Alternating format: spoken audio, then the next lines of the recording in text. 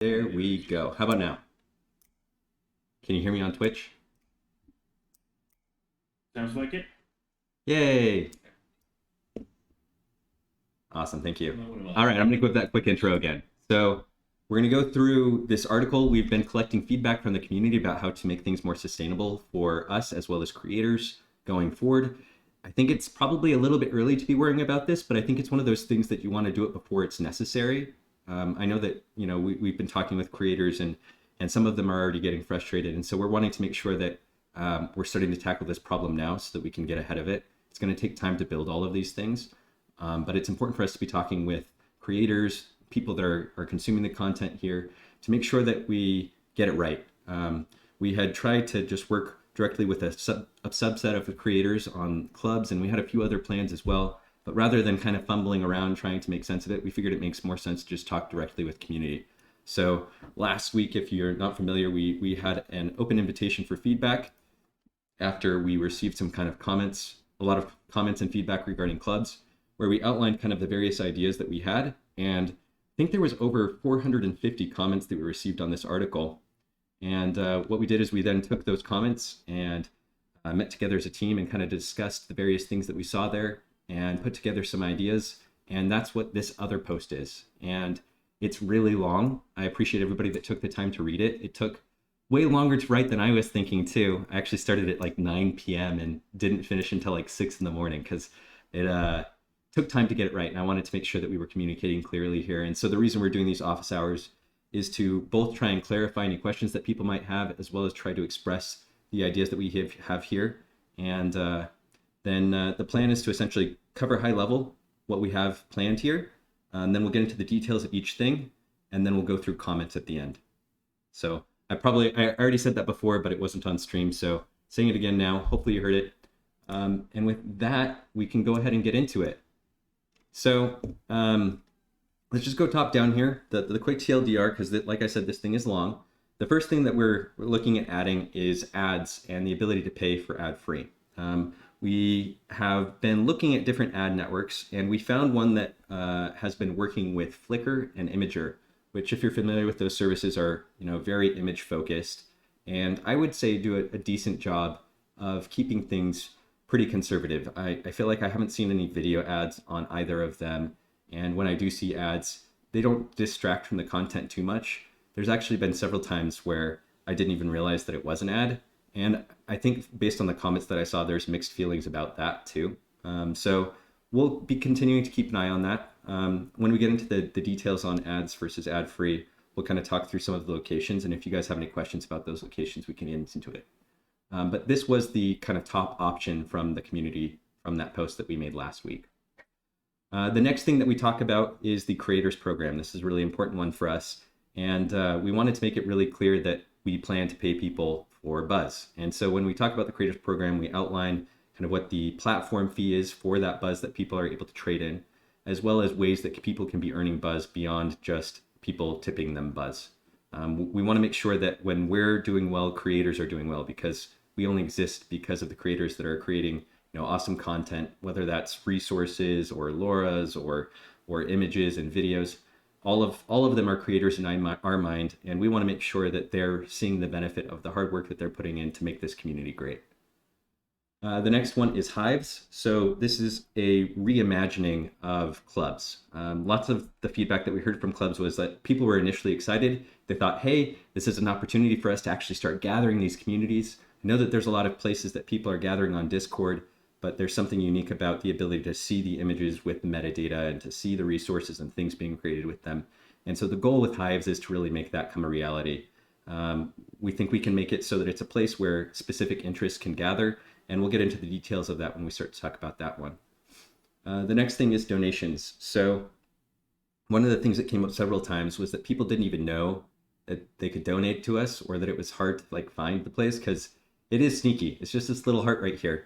And we actually left it that way on purpose for a really long time, because we didn't want to be begging people. But one of the things that kind of came up a lot in the last one is that we should be letting people know what our needs are too. And so as we were thinking about that, and this fact that we should be sharing what it is that we need, we thought, hey, that would be good for the community as well. And so we put together this idea of a thing called donation goals, and we'll get into that in just a little bit. But the summary is that we're going to make it easy for you to say the things that you're trying to raise money for, and allow people to either pay dollars or buzz, and it'll go towards that goal. And those goals can be all kinds of things, and we can talk about like the various ideas of how those can be used in just a bit when we get there.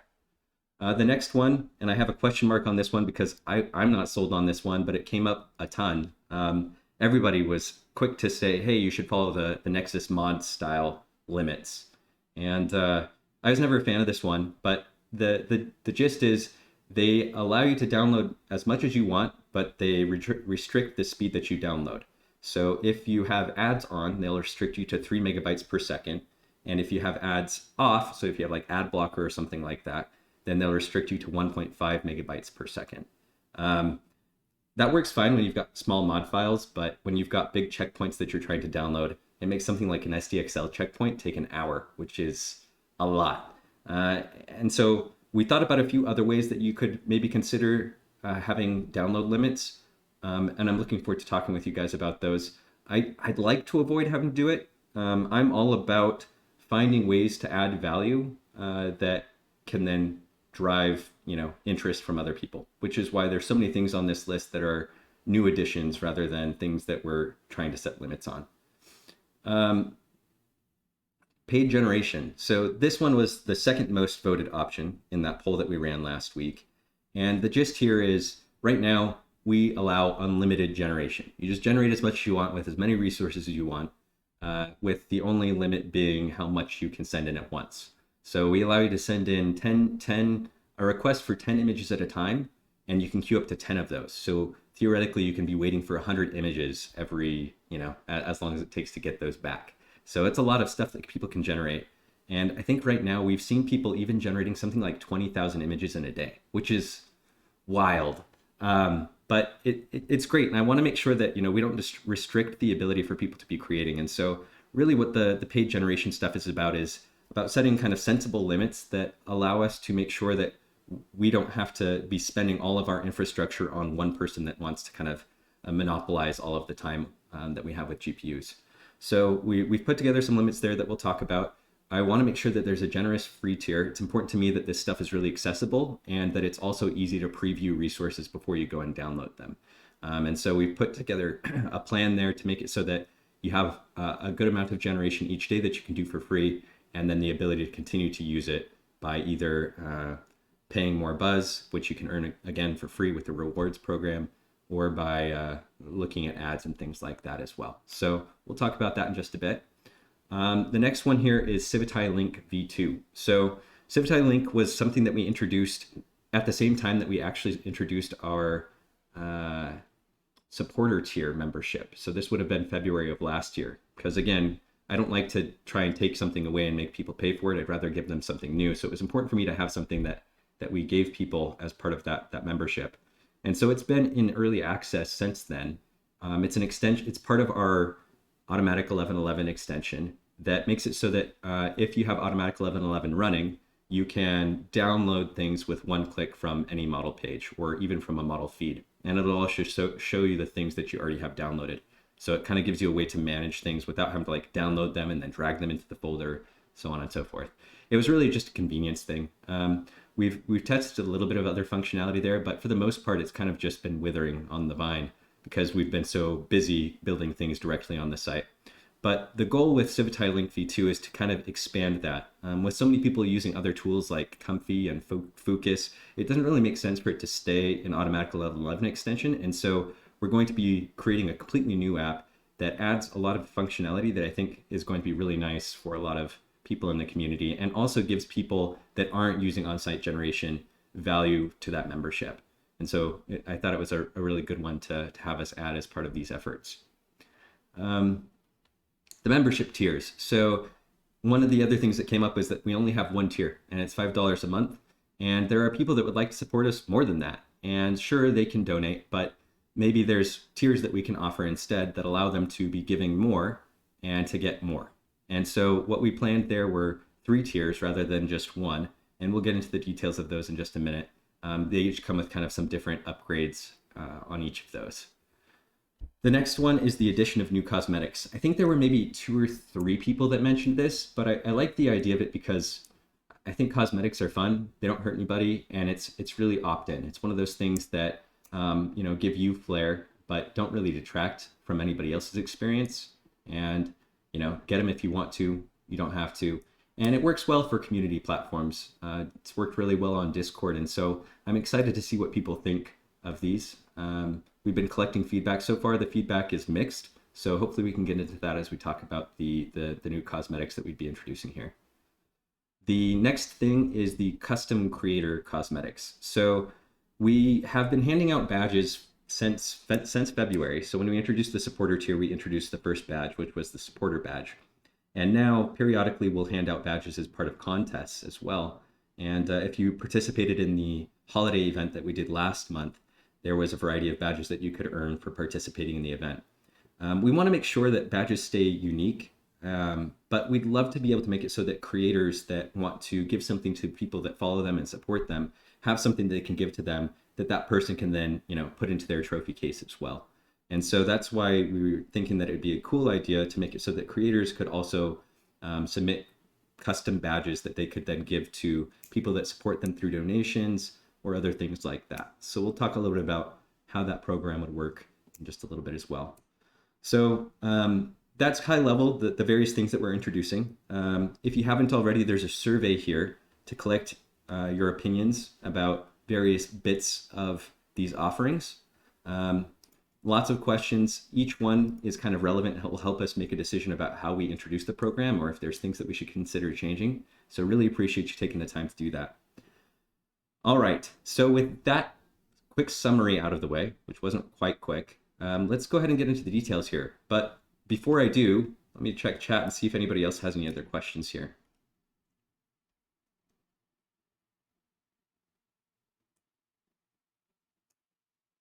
Cool. All right. I'll keep an eye on that, and if something comes up, then we'll try to address it. What was that? No, just good evening. I just get in. Sweet. All right, let's do it. So ads and pay for ad free. So let's talk through the locations here, because I think that this is another one that we want to get feedback from the community on. We'd prefer not to put them in places that are going to drive people crazy.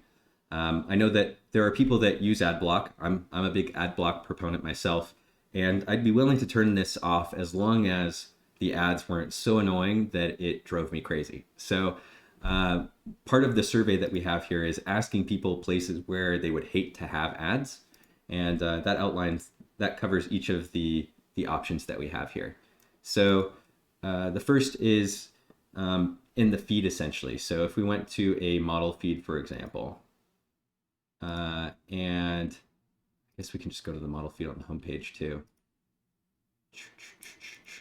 What I would imagine there is that it would essentially be, maybe one card out of every 36 or so. So like every 3 or 4 rows, something like that. So maybe one here and then another one like here, so on and so forth, so that it wouldn't be so constant. I think one of the other things that we'd want to make sure we do is that we would mark that, hey, this is an ad.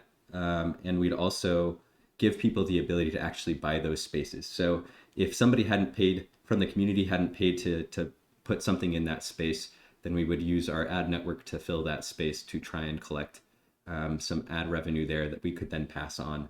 The way that we're thinking about ads is we would keep track of where the ads were viewed, and if it was on content or around content that you've created. So say we went to this model here. Some of the places that we're thinking about putting ads on this page, for example, were right here between the discussion and the gallery. Let's see, what other places did I mention here? That was the biggest one. And then maybe we could look at putting some on the sidebar here underneath the creator card. And those are the only 2 places that I was thinking about having it on here. But then just have it on a massive empty size. Just have ads on a massive empty page? Is that what you're saying?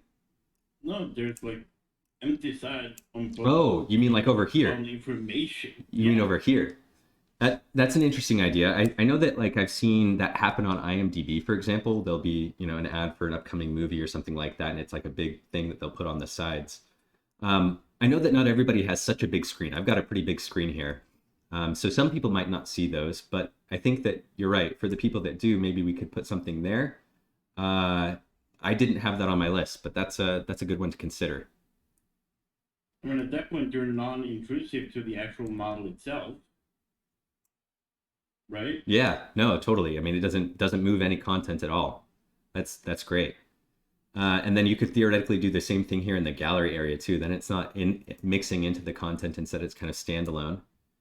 Somebody in chat said it's valuable to make sure you have it blend in with the content. Personally, I like it if they're there, but don't accidentally click on them. So if it's ads in between. Okay. Sorry, what was that? If you use some presentation, because as demand side, if you set the ADs from to the size, and I think that would cause the mobile phone users it's really confusion, especially as the as other person size. If you just looking through the gallery or through models and they see some ads inside it, and maybe they feel bored or touch the 80s accidentally, and they may just go into that 80s and broken Yeah. the sentence they are looking for. So I think maybe from computers and the mobile phones, you have to set in different. Yeah. Totally. And as we've been thinking about it, we kind of think about them differently. I think the ad locations that I listed are mostly ones that I imagine could work on both. So I think one of the locations I had mentioned was like between sections, kind of as dividers. So here, for example, between the description of the model and the suggested resources, and then again between the discussion and the gallery. And then if we did things inside of the feed, you might see one here after the images as well, or something like that. But I think your call out is right, that like you'll want to make sure that we put them in a way that people don't accidentally click on them, and don't accidentally think that they're content that people are wanting to browse. It's one of those things as well that I think we'll see over time, uh, how the ad space is being used, and we'll need to adjust it accordingly. I think we'll probably have to be experimenting with it, over the next several months if we move forward with doing ads, and figure out what makes sense. On the images page, there's again some empty space maybe here or below that we could play with. Another thing that I was thinking about is in the actual image details themselves, perhaps between the the comments area and the resources used, we could have something there as well. And that again works on both mobile as well as desktop. So if we switch back here to desktop mode, right in this space right here. And then I guess you could also compact the tags, because people don't generally need to see the tags. Oh yeah, I actually have them Maybe expended compressed, myself. open for some space too. Yeah, I think the point is there is some space here, especially on desktop, that I think that we could utilize. That's hopefully not going to take much from people. I know that sometimes comments can get long, and then this space scrolls. But the thought is that we can start to really just focus mainly on places that aren't going to be distracting. See what that does for us. I mean, there's millions of people, millions of page views every day. If we can take some of that for ourselves and also give that back to the community. So, for example, in this case, if somebody was to be looking at this image and there was an ad here, then we'd keep track of those views so that we could then reward Devildonia and say, hey, you had this many views of ads on your content. Here's buzz that you've earned for the period. So the thought would be that we're constantly able to give back to the community so that they're able to keep participating as well, and so that it incentivizes even more engagement, even more content creation, and hopefully even like better stuff, because now they have the means to keep going and maybe eventually even turning into something that's not just a hobby. So I think it's a good path forward. It seems like ads work really well for a lot of different social platforms, but there's challenges with what we're doing here, and that there's a lot of gray areas around AI generation and AI images, and so we'll have to play it carefully and kind of figure out the right ways to do it. Cool. Maybe we can change to other pictures, Uh-huh. like a landscape, because in which somebody just say the month with no closes. Yeah. So something like that. Does that work better? One of the other things that fortunately we have is, we have auto tagging for everything. So that helps us kind of categorize content a lot better too. It's not perfect, but it's one of those things that we can continue to improve with time. So that should help with determining where we're okay to post things and where we're not. Great. So let me just briefly cover some of these other ad locations. There's one here that I especially want to talk about. So let's see, every few rows of feed, image details sidebar under the comments, we talked about that one. Separator between comments and gallery, talked about that one. Separator between article and comments. So if we went down here, like right in here, maybe on the sidebar here as well. And like somebody else was saying, it could be potentially here as well. Basically out of the way, in view, but out of the way.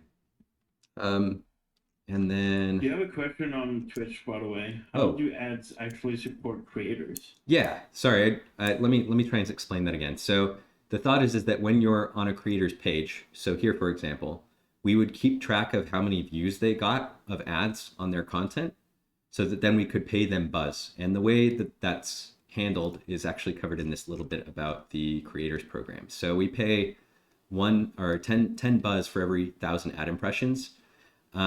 This is one of those things that we're going to have to probably dial up or down depending on how many ad impressions we're getting and how much we're earning from ads. It's really not clear yet what that's going to look like. With so many people browsing on desktop and ad block basically being built into browsers these days, I don't know what to expect there as far as ad views. And so, I say 10 here for 1,000 because it seemed like a decent starting point, but it's one of those things that will continue to adjust, and people that are part of the program, we'd be sure to let them know when or if it's changing as well. Hopefully that answers your question there. It'd be nice if money could go into educational material on site for newcomers. Yeah, educational content is one of those things that we're actually working on all of the time. I don't know if you've seen, but we have an education page and a wiki. We've put together what we call a wiki brigade, and we actually have applications for that. So you can kind of join the wiki brigade and help build out the wiki so that people can be learning in more depth about various things or about additional tools.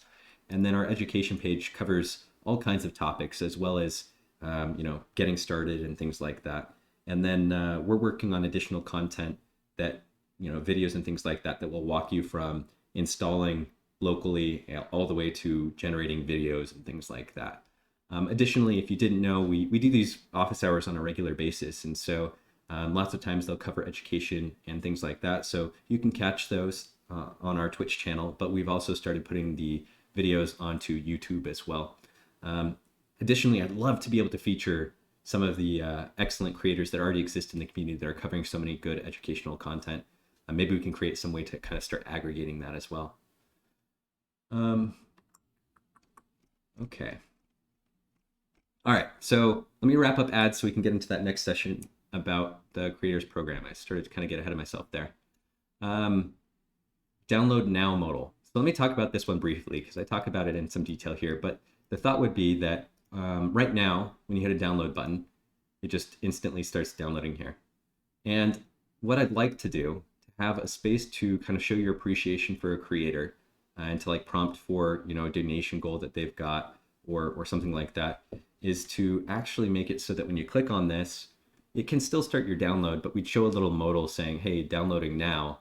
That would give us a place to put an ad as well as put a call out for supporting the creator that made this. So in this case, Devildonia would be able to say, hey, I want to have my donation goal displayed here. Or if we didn't have a donation goal running for him, it'd be a place to just remind people to donate to Devildonia if they've been downloading a lot of his stuff or just want to show appreciation as well. So by hopefully putting this in front of people a little bit more around points of engagement, we're hoping to get more people receiving donations.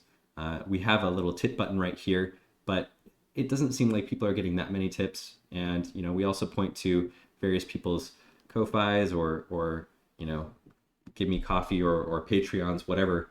And we think we can do better than that. And that's why, we're looking at adding other ways for us to start bringing in money that then we could pass on to creators that are helping that come in. Cool. So that was the download now. Once we have a mock-up for that, I'd be sure to share it with you guys, kind of get some input there as well. The other area is actually while waiting for images to generate. So the thought there is that when you request to have an image generated, you have to wait, 15, 20, 30 seconds, kind of depends on how big of a request it is. And the thought would be that there's essentially space there that's just sitting there while you're waiting. And so we could put ads there to make it so that we can start to cover some of the cost of that generation. And then if you run out of buzz inside of your generator, the thought would be that you could essentially just watch an ad to get more buzz into your generator to keep going. So we'll cover that in just a minute when we talk about the paid generator. But that's the thought with ads inside of the generator. And then the last one, which I don't know that we can actually do or not, would be to essentially have like a page that's just, go and browse ads or offers from affiliates or something like that. And as you're scrolling through that page or viewing them, we would give you some amount of buzz or something like that. And I don't know if we can do that or not. I thought it was just kind of a funny idea. But there was other ideas here that I'll make notes of. People mentioned, the side of the page if you're in a wider screen, or maybe under here on the article as well. So good comments there. Any other questions around kind of ad locations? Not about locations, just in general. So is this third-party ads, or is this ads for the community itself?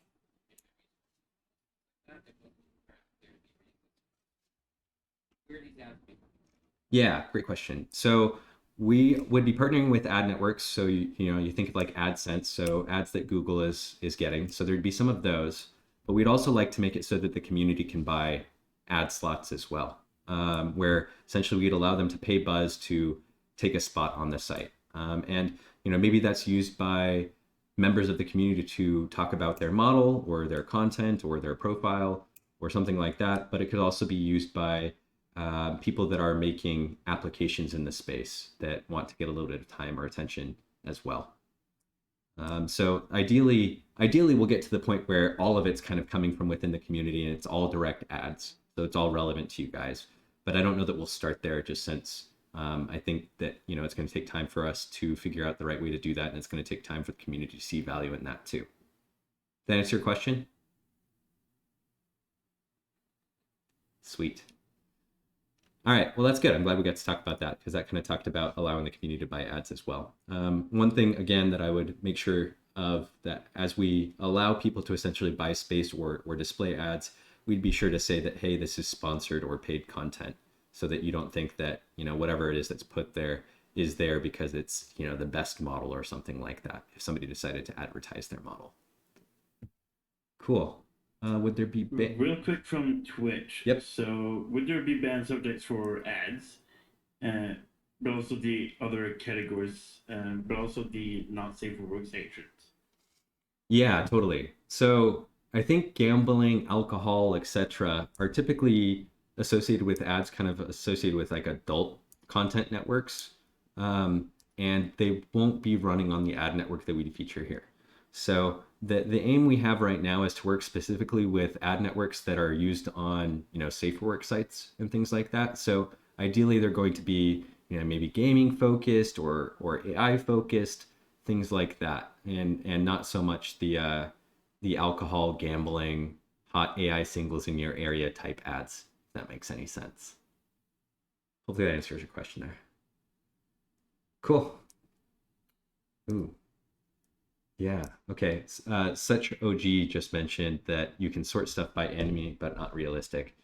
Yeah, it's an interesting one. I think that there's a lot of people that like to be able to filter to just anime. One thing that you can do is you can actually, from your user settings, I don't know how many people have seen this.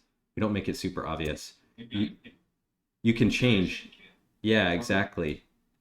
What you want to block and not block. So you can say, hey, I don't want to see anime anymore. And now it'll filter anime content throughout the site. It's kind of crazy. But yeah, I think that there's probably even more that we could do. One of the things that came up the other day when I was thinking about it was, we could even have the ability to say, hey, I don't want to see content tagged with this thing or content tagged with this thing. To be able to essentially say, don't show me content like this. And that would hopefully make it a little bit more obvious that you can block specific things. I talked over somebody though. Somebody else was saying something. Okay. Cool. Yeah, But- I have a question. Maybe I think one way to make the aliens more attractive to me, Mhm. I think is we can not extract this phone from Civitai. If we click the link from Civitai and there is a Civitai home, and that maybe make the aliens more attractive.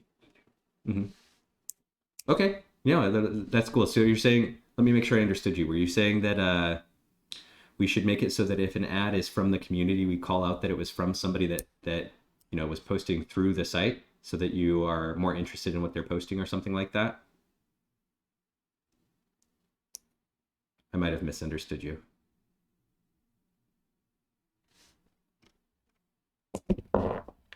Okay. Well, yeah, I'll have to think about that. If you want to say it again, that's cool. Feel free to jump in.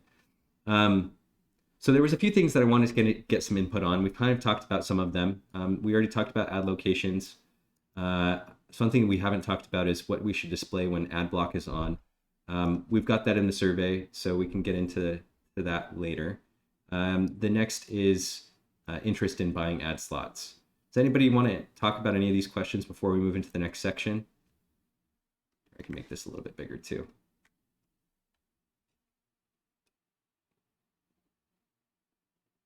A little bit feedback from the fellow creators, people that make images mostly, not models and that sort of thing. So that I mentioned in the Discord chat over there, there's sometimes there's no incentive to visit the image page itself. Yeah. Because you can get all of the information you need. Yeah. Tapping on the. Yeah. Something to consider. You're talking about, so for example here, somebody saw this person's image. If there was an ad right here, how does this person get the benefit of that if, they're not getting credit for it unless somebody goes directly to this page and then looks at it? Yeah, right? Yeah, exactly. Yeah. I think but if you were to click the little info icon on the bottom right, yeah, that displays like generation parameters and all that, maybe there's an opportunity to show like little ad there. Yeah, you're right. Maybe there's like a banner that could go there, and then we could track that against that person.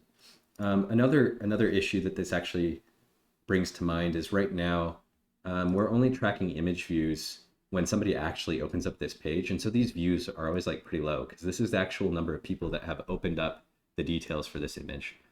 And so one of the things that I'd like to be able to start doing is tracking when your image comes into view for somebody. So as they're scrolling through, if I saw this picture, I viewed it, right? Or if I went to this page, I viewed it. And I want to make sure that we start to get credit for those views as well.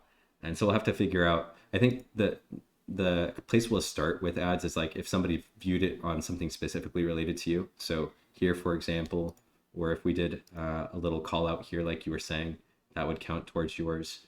I hadn't thought about putting it here, so it'd be interesting to see if that's going to be too distracting. We'd need to do one that wasn't too tall, probably, just so that it doesn't like feel like it takes over your screen, I guess.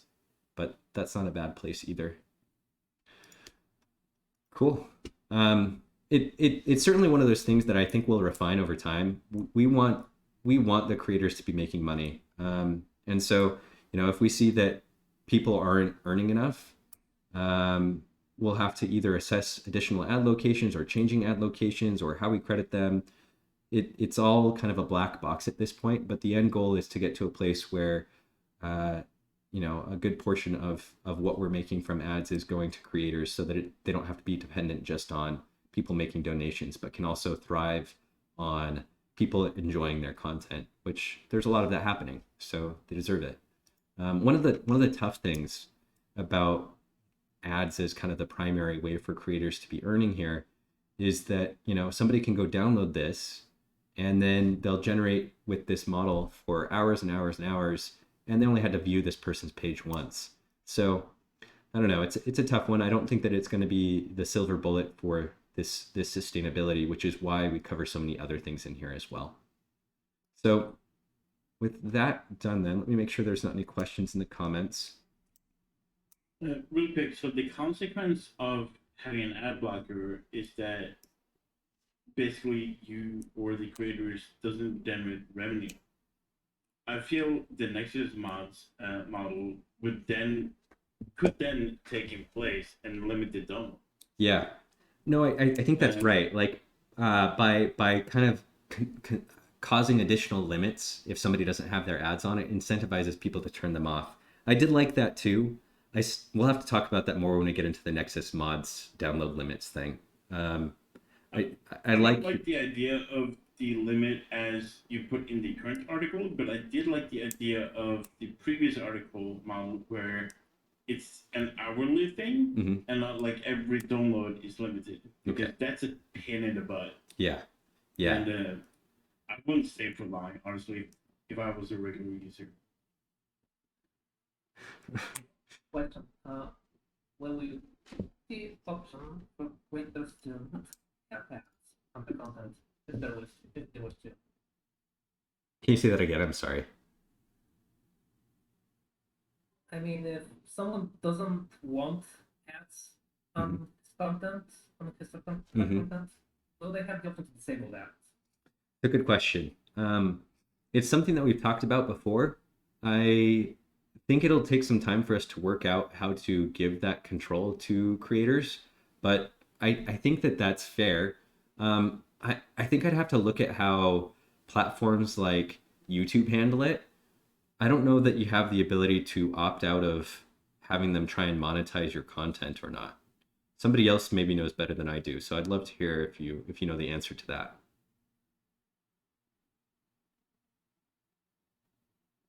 If you aren't opted to be a change, my understanding is if you aren't opted into monetization, they don't are putting things up that it determines are ineligible for monetization. So the trick is to just make all of your content ineligible for monetization. Okay, so let me make sure I gotcha. So you're saying that if you opt out, maybe they don't show ads on your content, and if your content is ineligible for one reason or another, they won't show ads on your content. I know that if your content is ineligible, we definitely wouldn't be showing ads on that. And if you're opting out, we'll have to look at how to do that. It's obviously going to require us to build some stuff as well. Then I think we could make it so that, we wouldn't show it on your images and things like that as well. But it's one of those things that we'll have to test out. And if we see that it's having a significant impact for one reason or another, we'll have to come back to you guys and get input on that. But ideally, yeah, I don't know. We'll have to figure that one out. But when we were originally talking about it, we were thinking that it was something that creators would be able to turn on or off. So yeah, I think it makes sense long run to be able to give you guys the ability to do that. There is obviously cost associated with even just hosting your content. So, the ads kind of help us subsidize that. But if we're seeing that we're getting enough ad revenue just from feeds and things that aren't connected to a specific creator, then maybe we won't need to do that. What if the ability to turn ads off on your own tied to you having a paid supporter membership? Yeah, I like that idea. That could make a lot of sense. So just in case you couldn't hear him, because I don't know how well my Discord is coming through on the stream, he suggested that creators, if they had a membership, could opt to turn off ads on their content. I think that seems like that makes sense, because essentially we're getting the money that we need to continue to host their content, so that hopefully we could not have to worry about running ads on their content. So that seems like that would make sense. But again, because we aren't running ads right now, I don't really know even what the value of any of that is, and how much of a gap we're going to have between the amount of money that we're bringing in with ads and the cost of like delivering files and images and all of that stuff, the infrastructure costs. So we'll keep an eye on that, but I do like that idea. Cool. All right, let's get into the creators program. We are not going to make it through all of this. So actually, I want to cover Creators Program because I think it's really important. But after we finish Creators Program, let's focus on areas that you guys are most interested in or have the most questions on, because I know we don't have a ton of time. I can probably stay for another like hour or so, and then I've got to get ready for another thing. Okay, so Creators Program. So let me get straight into how creators earn money here, because I think this is the thing that a lot of people are worried about or concerned about, and so I want to address that one first. So we will pay creators in the program $1 for every 1,000 buzz, and then we'll take out a platform fee. And right now we're thinking the platform fee would be 30%. So if you gave us 1,000 buzz, we'd give you 70 cents. So if you turned in 100,000 buzz, we'd give you $70, so on and so forth. And then we're going to be giving you additional ways to earn buzz. So one is through ad impressions on your content. Another is through unique downloads of your resources that are in early access. Let me talk briefly about early access. So it's actually something that already exists today. Not many people do it because there's really no incentive to do it other than, maybe supporting us, because it requires people to be members to access that model for the early access period. And so we would essentially be extending this program to say, hey, if you make something available to people during early access, we'll keep track of the number of unique downloads that you get from members and give you 10 buzz for each of those downloads. So hopefully that incentivizes people to put things into early access and collect feedback and things like that. And having things in early access will hopefully also encourage people to become members and help us as well. So we'd be passing that on to you guys.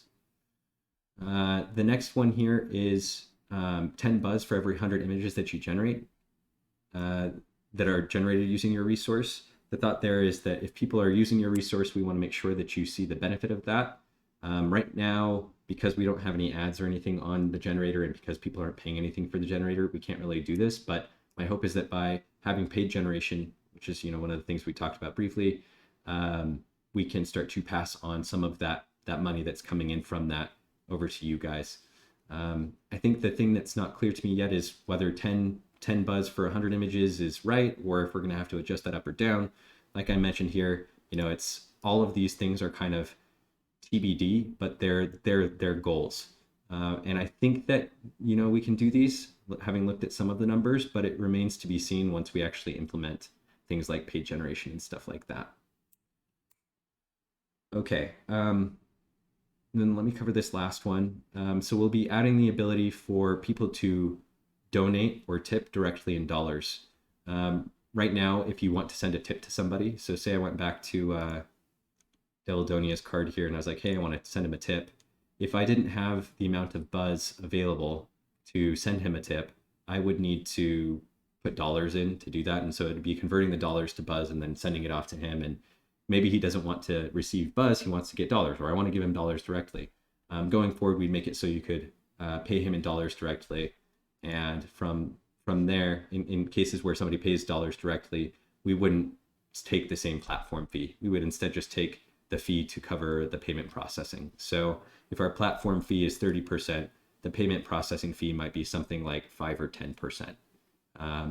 Again, it's one of those things that we'd have to dial in here to figure out how much it actually costs to handle doing the payouts and to handle processing the payments. The payments processing isn't too expensive, but again, I think the most concerning part is going to be doing the payouts. So the gist is we want to make it so that if somebody's just trying to give you dollars, we're not going to try and get involved in that transaction. Instead, we're only going to be having this higher platform fee in cases where there was buzz that was transacted, if that makes sense. And the reason that we should talk about the platform fee a little bit and the reason why it's like 30%. I talked about it briefly here. The reason that we have a 30% platform fee is because we want to be able to reward people for engaging on the site. I see buzz as something that basically symbolizes engagement, right? And attention. So you earn buzz by doing things that make the community better and by engaging in interesting ways. So you'll earn buzz by reacting to people. And I think that that's good because it rewards people engaging with people's content. And when people react to your content, you feel, better about what you posted and you want to come back and post more. I love seeing people react to my images. And when I don't see reactions on my images, it makes me feel like I missed or something like that. And so I like the idea of encouraging people to do that. And I think that it's especially helpful for people that are new to the site to kind of get that excitement of getting something that they can then, use other places as well.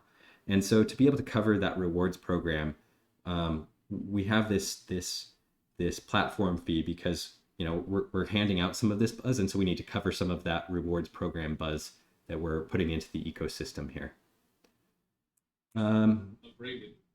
What was that? Agree with you. Okay, cool. Somebody else mentioned a comment here in Twitch. Let me look at this real quick. So we all get that. I'm passionate as well. I have over 40 models created on this site for people to use, but we can at least be nice in our tone because they're really trying to include all of us. Okay, cool. Somebody was responding to somebody else. Leave it at that. Sweet. So part of the survey was asking about whether or not we should leave it at 30% or if we should reduce it and reduce the rewards program. But so far, the response is that people are comfortable with 30% and want to keep the rewards program. We'll be sure to keep you guys posted as those survey results continue to come in. Let's talk program requirements briefly, and then we can talk. Actually, before we get into that, let me get some feedback here from you guys. What do you guys think about the ways that we're offering to earn additional buzz as well as the payout? You can just drop stuff in comments if you don't feel like chatting too.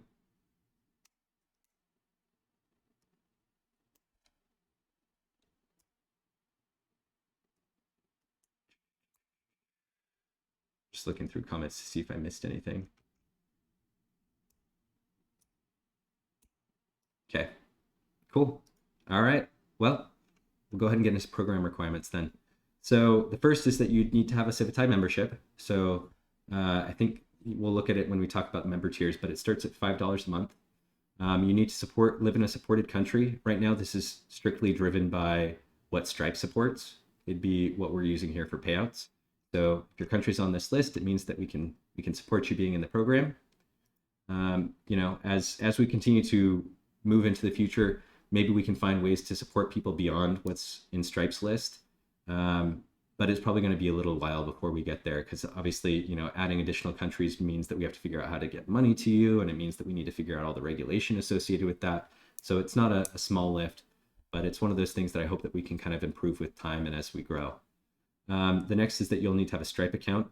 Once we have this creators program live, we'd go through the process of helping you get that all set up so that it wouldn't be some like complicated thing. You don't have to go sign up for a Stripe today, for example, to go get ready for that. The next is kind of the program requirements. And this is actually where we had another question. So the thought would be that applications could be open to anybody, so you can apply at any time, and that we would essentially order the list of applications by a few different metrics. So how many followers you have, how many unique downloads you've gotten, how many unique generations have happened with your resources, how many reactions you've received on all of your content, and probably a few other metrics as well, like maybe how long you've been a member of the site, how long, how often people are viewing your content, stuff like that. But then we would essentially just have it be an open application process, and we'd show you where you were in the queue and maybe ways that you could improve your position in the queue. So that was one way that we proposed doing this. So we just allow you to apply at any time, and then we'll get to you when we have a chance to. And we'd work at onboarding people at a pace that made sense for us. The other option, which we included in the survey as well, is if instead we should just have specific requirements. So, maybe that's 1,000 followers, for example. And once you've hit 1,000 followers, you can apply, and we'll usually get back to you in, a week or something like that to get you into the program. The only concern I have with having it be strict numbers is that people might feel like it's very exclusive and that they never have a chance to get there. And I don't know, it's true. It certainly would take more time to get there, and it means that the requirements would be higher. I'd like to think that as we see how much demand there is for certain levels, that we'd be able to lower those requirements, but it really depends on the capacity of our team. The thing I worry about with the open application process is that you'll apply and then you might not hear from us for months and months and months, and then that's discouraging too. So definitely one that I'm hoping to get some feedback on. We included that in the survey. if you have a strong opinion, please be sure to fill that out in the survey so that we can kind of take your opinion into account. Cool. Yes. Yep. I have a question about the program. If you have all the statistics already, so can you tell us, for example, the most popular model right now, how how much it would make with the program that you with the with all the earning? How much would it Good the question. program would make? Let's look at that. So if we go to highest rated, for example, we can go and look at, this is taking some time. Look, there you are. Let's see. Let's look at Juggernaut. I guess they've got, we don't list the number of generations they have on their card, but we do list them here. So across all of the versions that have been available, Juggernaut XL has had 7.7 million generations. So I think on our thing we said, 10 buzz for every 100 images generated with your resource. So let's see, 7.7 million times or divided by 100. All right. And then we'd give you 10 buzz for that. So really you could just do divided by 10, I suppose. Means that you would earn, and then multiply this by 0.7, because we're taking out 30%, just a little bit of money. Like I said, I think it's one of those things that, we'll want to figure out here, because I don't know if it's like every image you generate or if it's more like unique users that are using your resources. We'll want to dial it in, but I'm hoping that people will be rewarded for what they've provided. I mean, if you make something that, people have generated 7.7 million images with, obviously you've made a winner. It'd be interesting to hear Midjourney's metrics about how long it took for their various models to hit 7.7 million images. Yeah, I mean, we're not an amazing generation tool, and we've only had generation available for a while. And to hear that a single creator has seen that many generations with just one of their models is kind of cool. So did that help, Alex? Did that kind of give you an example of what that might look like? So it was around 700. Yeah, yeah, exactly. So let me try and do this one more time. Are you guys able to see this calculator that I've got here? I probably could try and do it in Excel if that would be more clear. Or like Sheets or something. But okay, let me go ahead and do it in Sheets just so we can make sure that it's like clear how it works. We'll throw together a blank sheet, and then let me grab these numbers here. So we said 10 for every 100. So say generations, and say you had 707.7 million, which is a lot. 3, and we pay for 100 generations. So buzz for 100 was 10, and let's see, we'll do this. Oops, didn't mean to do it there. This divided by 100 times the amount that we pay for that. So that's your buzz. And then we pay buzz earned. We would pay $1 for every buzz. You need to divide it by 1,000. Yep. Cool. And then the platform fee, 30%. Oops, not 30%. And then this times this. Oh, minus times 1 minus this. All right. So total or yeah. Cool. We'll make this a dollar amount.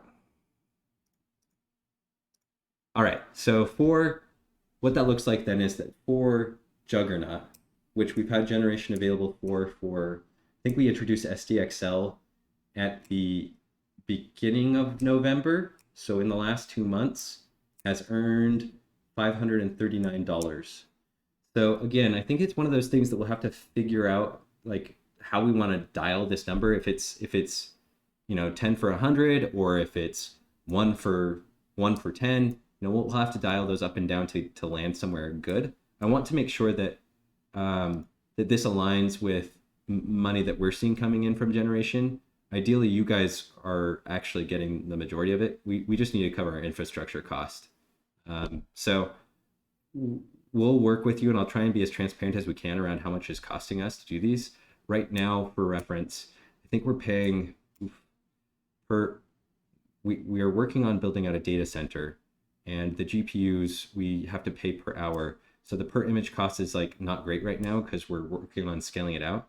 But as that comes down, I'm hoping that means that we have more room to be able to pay you guys, and that this could go up. So ideally, we'll get to a point where, for 100 generations, you're getting 50, or, you're getting 80 or whatever. And then that starts to go up significantly. But it's going to take us time to figure out how to make this affordable for both us so that then we can pass this on to you guys as well. Alex, or anybody else that's here, I know that some creators are already making money from some of these other platforms. If you had 7.7 million generations, typically, are you guys making about a tenth of that? I don't know. We'll have to work with you guys to figure that one out. Cool. Thanks for calling that out, Alex. Appreciate it. All right. So let's move on to the next thing here. I know that we're at the top of the hour. I know that there were some people that were wanting to talk briefly about the Nexus mods thing, but are there any other areas that you guys would like to focus on? Feel free to throw in comments on like areas that you'd like me to talk about into the chat here so we can make sure we cover those. Okay. Dever mentioned hives. Yep, we can definitely talk about those. Okay. Well, let me cover hives first, and then we'll get into the speed limits thing, since those are in order. And then if you've got any other things that you'd like to hear more about, we can get into that. Somebody just said captions and image in the LoRa training. We have that on our to-do list, and the dev that's been working on the trainer should be able to get back into working on the trainer here soon. He's actually working on DMs right now. So looking forward to having that ready for you guys. Hopefully it'll be in the next week or two. Soon. Soon is the word that needs to be trademarked, and that we'll have to figure out how to get. All right, so hives. So let me talk through like the high level details here of hives, and then we can get into any questions that you guys might have about it. So the gist of a hive is that it's a place for people to gather when they're interested in a specific topic. So think about like subreddits, for example. So anybody can create a hive, and hives are free to join. And hives can be either open to the public or potentially invite only.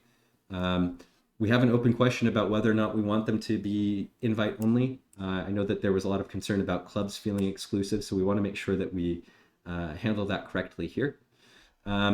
Posting in a hive can be either limited to the keepers of that hive, the people that manage it, or they can require keeper review, or they can have it be completely open, and then the keepers could come and remove things. So the thought there is that maybe it's a club that you want to have managed by like a team of people. Maybe you're like a group that works together on an AI project, and so people are joining your hive to kind of keep up with what you guys are working on, and you guys as keepers of that hive would be able to post updates about what you're working on, whether those are new resources that are available or images of kind of demonstrating those things.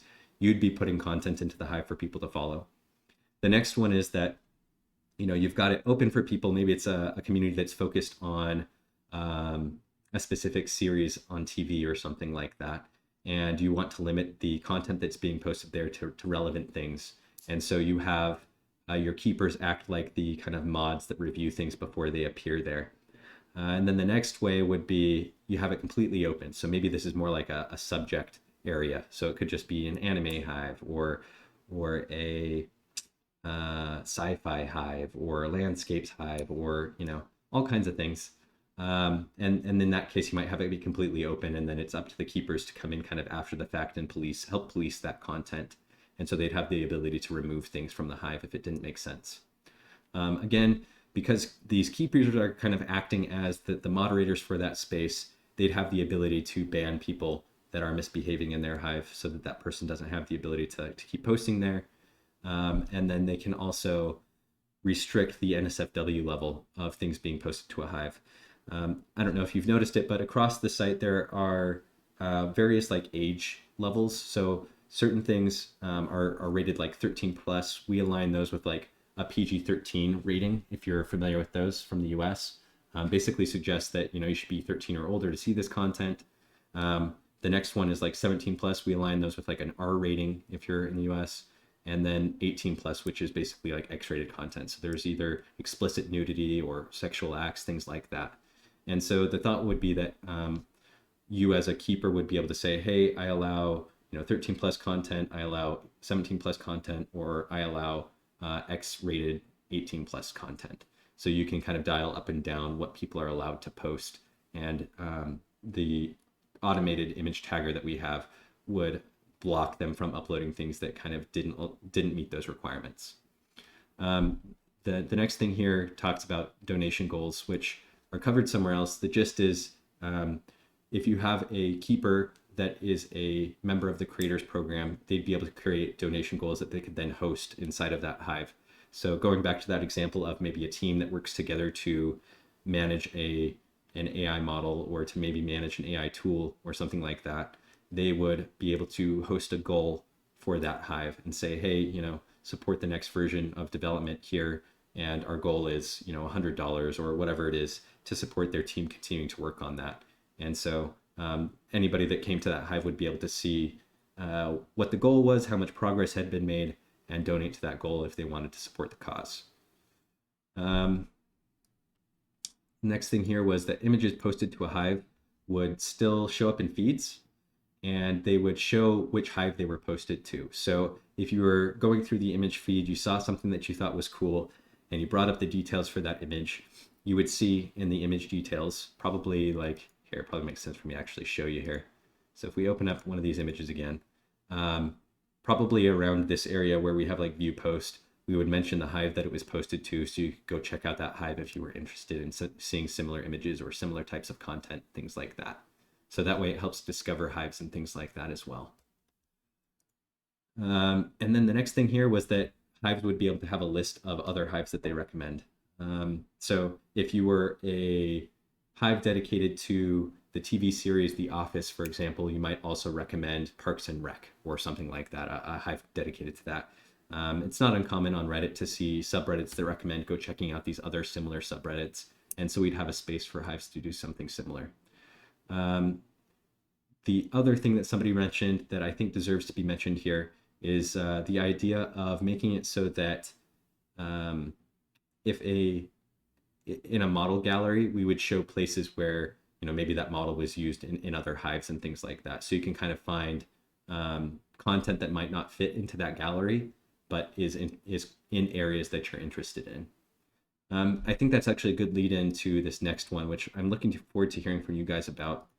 But before I get into that, any questions about kind of the basics of a hive?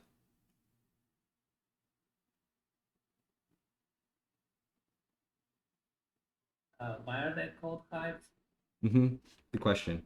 So we didn't want to keep going with the name clubs, and hive came up because we've got buzz, which is kind of associated with bees, and so a hive is kind of where bees gather, and so that's where it came from. It seems like there's kind of a potential bee theme coming, and so that's why we went with hive. It's a place where people can kind of swarm around a specific concept, if that makes any sense, and share all of their content and things like that.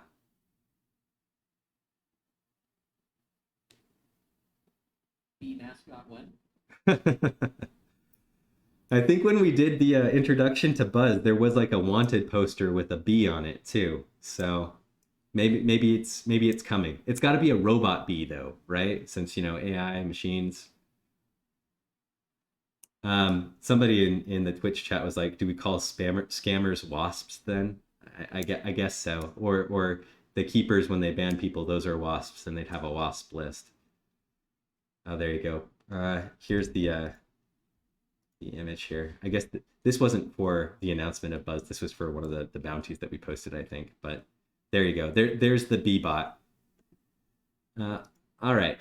So make sure there's not any other questions here.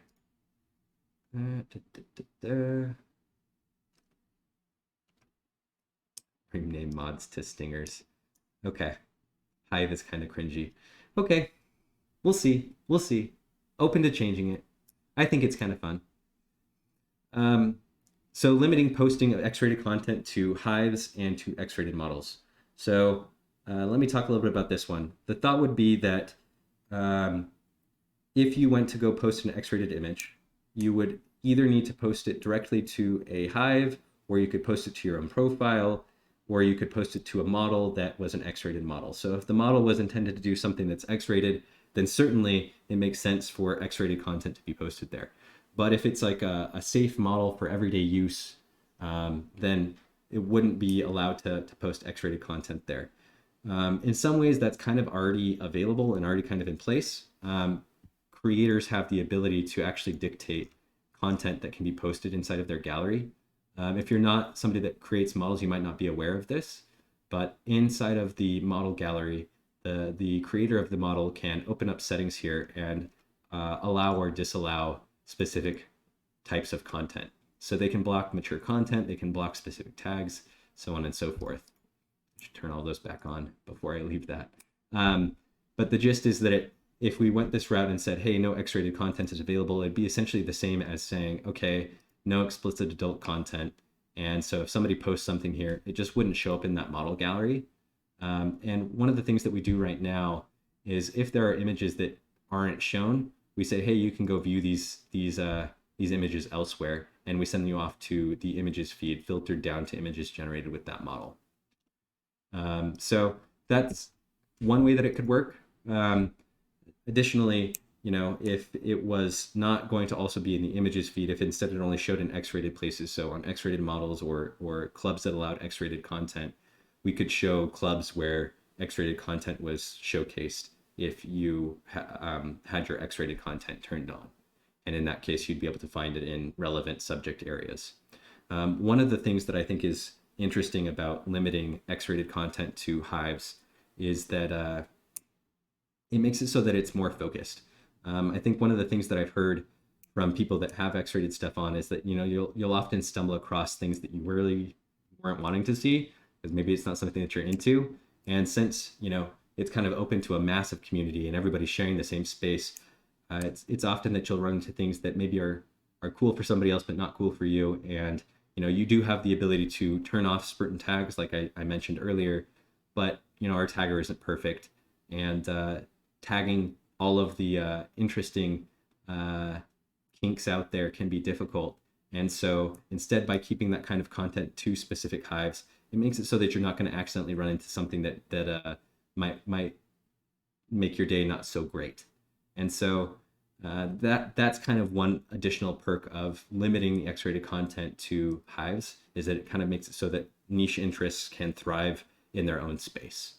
And then the kind of final benefit is that it makes it so that there's more safe spaces, and so that creators can be earning money on their ads and things like that, because they won't have X-rated stuff on their page that makes it so we won't be able to run decent ads that aren't gambling and alcohol ads and things like that. But I'd love to hear from you guys what your thoughts are on this one, because when I initially heard this, I was like, I don't know. I think one of the things that we've pushed for is to make it so that you have your lens up here, you can control exactly what you want to see or not want to see, and because models can do all kinds of things, it's one of those things that I thought maybe that was the best way to do it. But after somebody mentioned, this idea of hives being used as a place to kind of aggregate specific types of content, it started to make a little bit more sense. Okay, so go ahead. The idea is an aggregate. It even makes it easier to find right now.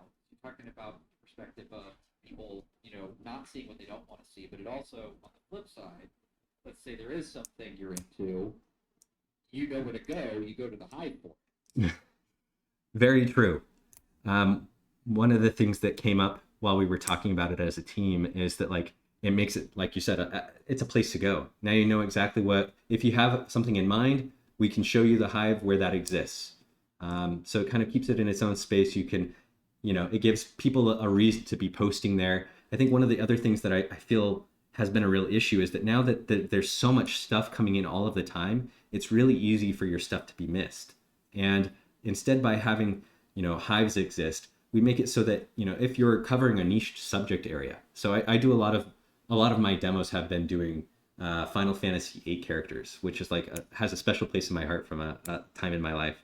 And if I had the ability to post those to the Final Fantasy VIII hive or something like that, now people that were, into Final Fantasy VIII could go and find that content there, and maybe I'd get more appreciation because of that. And so they start to become these places where your content will hopefully get more interest from the people that are wanting to see that type of content as well. So I like it from that perspective as well. And it makes it so that you're not going to see a mix of like random stuff in with the X-rated stuff that you're really wanting to see. Or not see. Exactly. Richard has a nice point in Twitch chat though. What is and isn't X-rated considering artistic nudity and all that? Like, where's the line on that? It's a good question. I think that's a tough one. There is obviously artistic nudity, and then there's porn. I think there's occasionally artistic nudity in R-rated movies and things like that. I think where we've drawn the line right now is like partial nudity, so like a butt or breasts or things like that can be just rated mature, 17 plus, whatever. And then, sexual acts are going to be considered X-rated. Does that help a little bit? I think it's still in a bit of a grey area between that. I mean, there's been a kind of an issue on Discord for a while now. What is PG-13? Yeah. I mean, if you see things like Who Framed Roger Rabbit, for example, PG-13 movie, it's got Jessica Rabbit in there, honking big, really sexy dress, everything's covered. But you post something similar to that on Discord, and it gets removed. Yeah. No, it's so it's like, where do you balance that to, is it no cleavage? Yeah. I mean, I can obviously understand if they're like planet-sized, humongous breasts, then it goes a bit much. But if it's just a female with a bit of cleavage showing, is that not still PG-13 if she's still completely clothed? Yeah, great question. So one of the ways that we've got our content levels working is actually driven by the tags that they have. So let me show you this real quick because I can bring this up in this gallery here to kind of explain those levels. And this is actually something else that we're wanting to work on to make it more clear what those levels are. I didn't cover it in our document here because I think that we need to do it whether or not you guys say that we should, because it'll just make it easier for people to make sense of like what fits into which categories. So under the covers, users have the ability to toggle on all of these categories, and it doesn't necessarily mean that you'll run into all of this stuff all of the time, but it's about giving users control. But it's like too much control. It's too fine-grained, and it's not clear where you're going to see and not see things. And so really what we are doing under the covers to kind of reach those categories is we look at these moderated tags and essentially categorize them into those things. So if something doesn't have any of these tags when it goes through our automated system, then it's, no mature content, not even PG-13. It's just good to go, which even that's, not always right. And maybe we'll need to dial in that some more. But as soon as something has like sexy attire applied, so that's if, excessive cleavage or something like that. And that one's aggressive. So, it's one of those things that we'll have to continue to improve. Then it has that PG-13 tag. And then, the next level is female swimwear and underwear, partial nudity, those things, those start to get the 17 plus tag. I think that there's lines between female swimwear and underwear and probably what should be in that R-rated tag, but AI is not great at making that determination yet with the tools that we have, but it's one of those things that hopefully we can improve with time. And then X-rated are things that are essentially these explicit nudity ones. And so you're right, that's probably catching artistic nudity and things like that. But at this point, there's not tools that are great at determining, is this artistic nudity or is this, sexual nudity. If we were trying to be more cautious dividing between those two, we could probably figure out how to do something with sexual acts or something like that. But I think ultimately where we'll have to land is making it so that you guys can report, hey, I think that this should be X-rated, or I think that this should be R-rated, or I think this should be, whatever category it fits into, so that then we can use that data to kind of refine our models to more accurately assign things to the various categories of things. And hopefully we'll eventually get to a point where it's not a human question of like, is this artistic enough or is this too explicit? Instead, it can be something that we can essentially as a community constantly be refining by providing feedback to the system that will self-adapt. So that's the goal, but it's going to take some time to get there. Fortunately, we've been starting to build out an ML team that can help us start to tackle some of those problems, and then we just need to get into your guys' hands to start doing some of the voting on that. Nice. Yeah, that was just mainly a bit more added towards or aimed towards the Discord side of things, where we post things in like general chat, a general post it on the show as well. And it was a question of, okay, there's got a bit of cleavage showing, are we going to get in trouble for posting this? I mean, she's not bent over, but like, she just got a bit of cleavage, and it was a very grey area. Yeah. And I think people were just looking for some more clarification on, okay, so this is good, this is not good. Yeah. Yeah. Just so people don't get scared and think they're going to get banned or get in trouble for posting a bit of cleavage. Obviously, if it's going too far, then what's going too far. Right.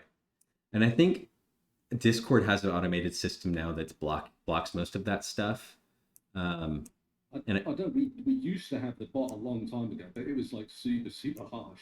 I think back in like March time, but we haven't had that for a while. I think it was literally last time I spoke to you. Okay. We had the bot. Okay. Yeah, I know I've seen people essentially painting over their pictures to get past the Discord bot. But yeah. Let's see. Anybody else have any other thoughts around X-rated content or X-rated models being limited to hives? You can just double check the comments on Twitch.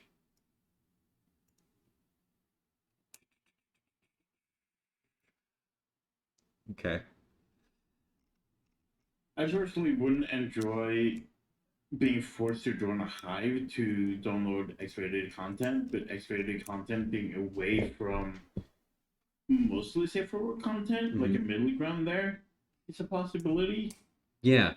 One of the ways that I was thinking that it could work, and I'm not sure yet, is, you wouldn't have to join the hive to download content from that hive, right? I think the way that I see joining work would be similar to, again, subreddits, where once you join the subreddit, now you're going to be getting updates from that subreddit in your primary feed. I'd like to get to the point. Notification system. Oh yeah, no, we definitely wouldn't want to do it as part of the current notification system. I think instead, we'd essentially be building out a new feed. 900 unread messages. Right. Oh man, don't even get me started on notifications. Mine got destroyed last week after creating that article. But that's one of those other things that we'll be improving here. So maybe eventually the way that it would work is you'll have, your various hives, and then you'll essentially have a feed for your hives. So hives that you've joined, you can kind of keep up with from your primary feed. And then if you're wanting to just see updates on a single hive, you can jump into it. Either way, I think that going forward, we'll be looking at ways to refine the feed. The feeds that we have today worked really well about a year ago, but now there's just so much stuff coming in all of the time that it's just too much. And the opt-out system that we have, where it's like you can filter out content, or you can try and filter to a very specific thing with a tag, just it doesn't really work very well for discovery, and it can be hard to find what you're looking for, and it can be hard to stay focused on things that you really care about, and instead you have to wade through pages and pages of things that maybe you're not very interested in, which can be fun too. You'll run into hidden gems and things like that, but it can be difficult to find the things that you are looking for. Does that kind of answer your question there, Daz, or make any sense? I have eyes everywhere. Okay. I think, it makes sense what you're doing. I mean, it's keeping it away from people, but it's also giving an easy access to, like, oh, you want this? It's there. You've got it. Yep. Rather than it just being in everyone's eyes all the time. Right. Right. Cool. Okay. But you already have it, no? The feature of the button to hide NFSW or not, you already have it. Yeah, I think that this, again, like I said, works really well for like making it so you don't have to see the things that you don't want to see. What it doesn't help with yet is the ability to get to the things that you do want to see. And so I'm hoping that the hives kind of become a place to find that stuff more easily. And maybe we'll find that, after we introduce hives, it doesn't make sense to try and move all of the X-rated content there, and we can work with just the content filters as well. So I guess by putting the model, are they going to be manually placed by the creators, or are they going to be done based on the tagging system? Yeah, Because so this was a problem as well because the tagging system is overly aggressive. right. When you hide certain things, you're hiding things that you want to see, but the tagging system is marked that it's inappropriate, but Yep. it's not actually inappropriate. Yep. Yeah. So the rating for models and other content I see basically working as you'll have the ability as a creator to set that level, but the minimum level will be driven by those tags that your images received. So if I made a post that had an X-rated image in it, I wouldn't be able to make the level of that post lower than X-rated. And if that was an error, then I would have to downvote that tag, and then the moderators would review it and be able to remove that. And at that point, my level, if I had set it to something lower to that, would go to that place that I had set it to. But essentially, between the content on your model or post and the level that you set it to, we'll just take whatever is the highest. So if you say, hey, this post should be PG-13, and the system here is making a mistake, then it would be set to X-rated until your image was reviewed and that tag that was making it X-rated was removed. And then at that point, it would automatically go back down to the level that you had set. So the way that I see it working with X-rated models is you as a creator could say, sure, I'm showcasing them in a safe way, and the images might be, PG-13 because I just was trying to be funny.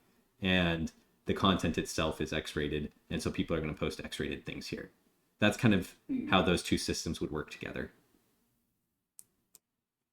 Does that make sense? Civitai and Kuritsu are pointing out something important. Would there be a limit to who can create a hive and how many amount of hives?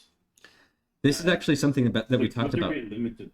Yeah, we talked about this a lot as a team, actually. Went back and forth on whether or not we should limit, one user is able to create one hive, and, can you pay for more hives, or do you get to create unlimited hives if you're a member, so on and so forth.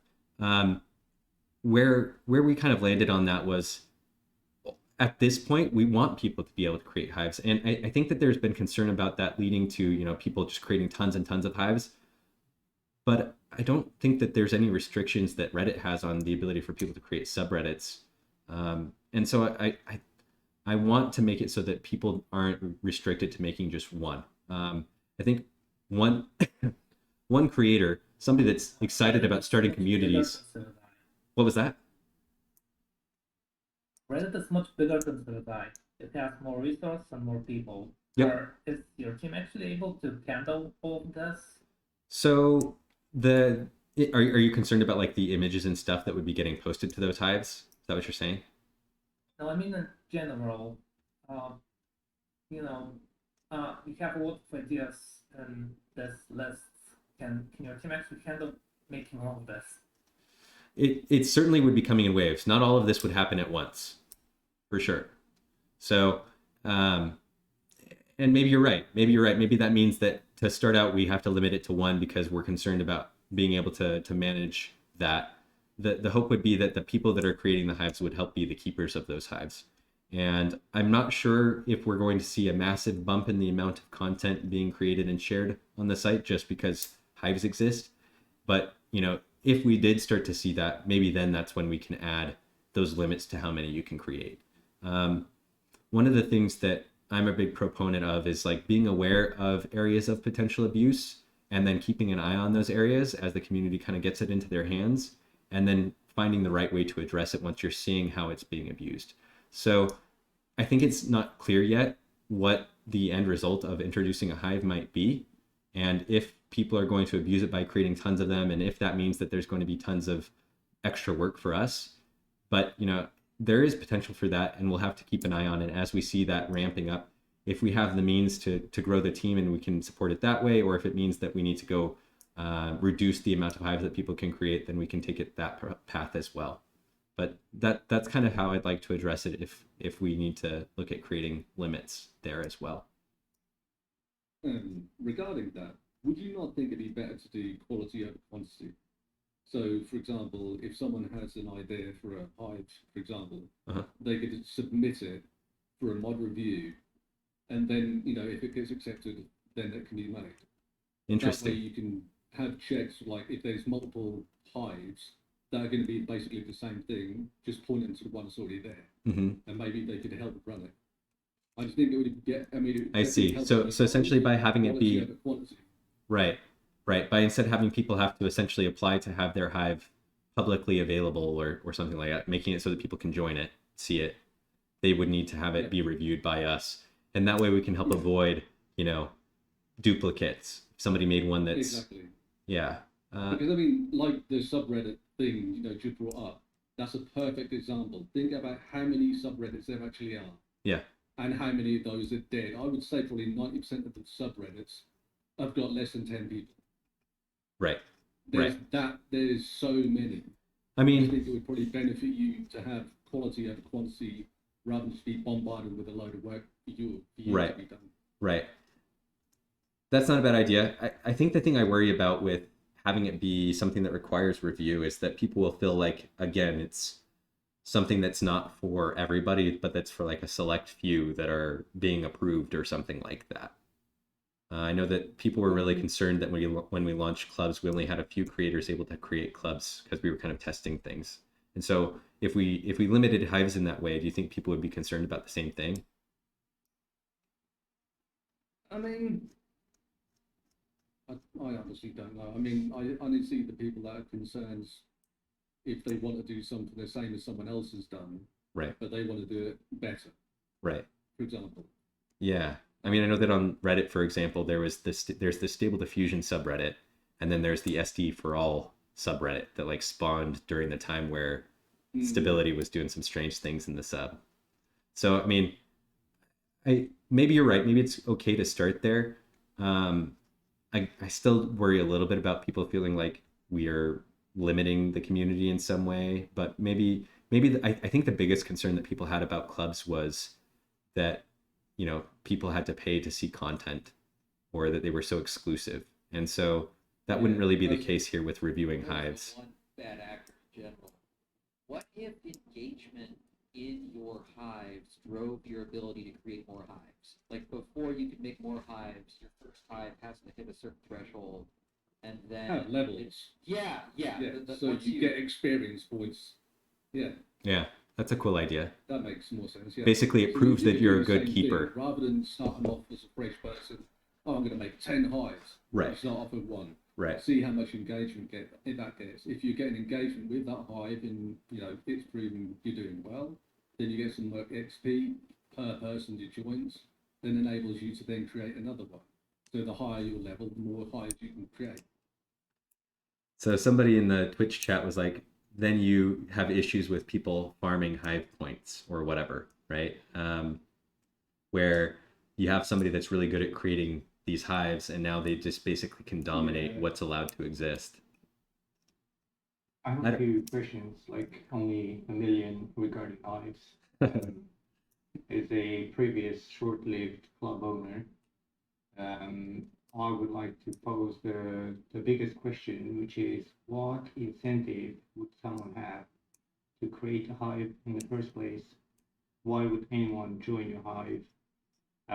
These sort of things. Because clubs, for some people, were a lot of work or not a lot of rewards in a way, depending how much you cared and posted and engaged with the members of your club or hive. So just kind of want to go back a little bit to the basics, like how can someone, recommend their hive, promote their hive, have you thought about these sort of things? why would anyone join my hive? Right. I think it depends on the topic of the hive. The way that I see these Can I working, come up with a topic? yeah. I mean, you'd be able to choose a topic.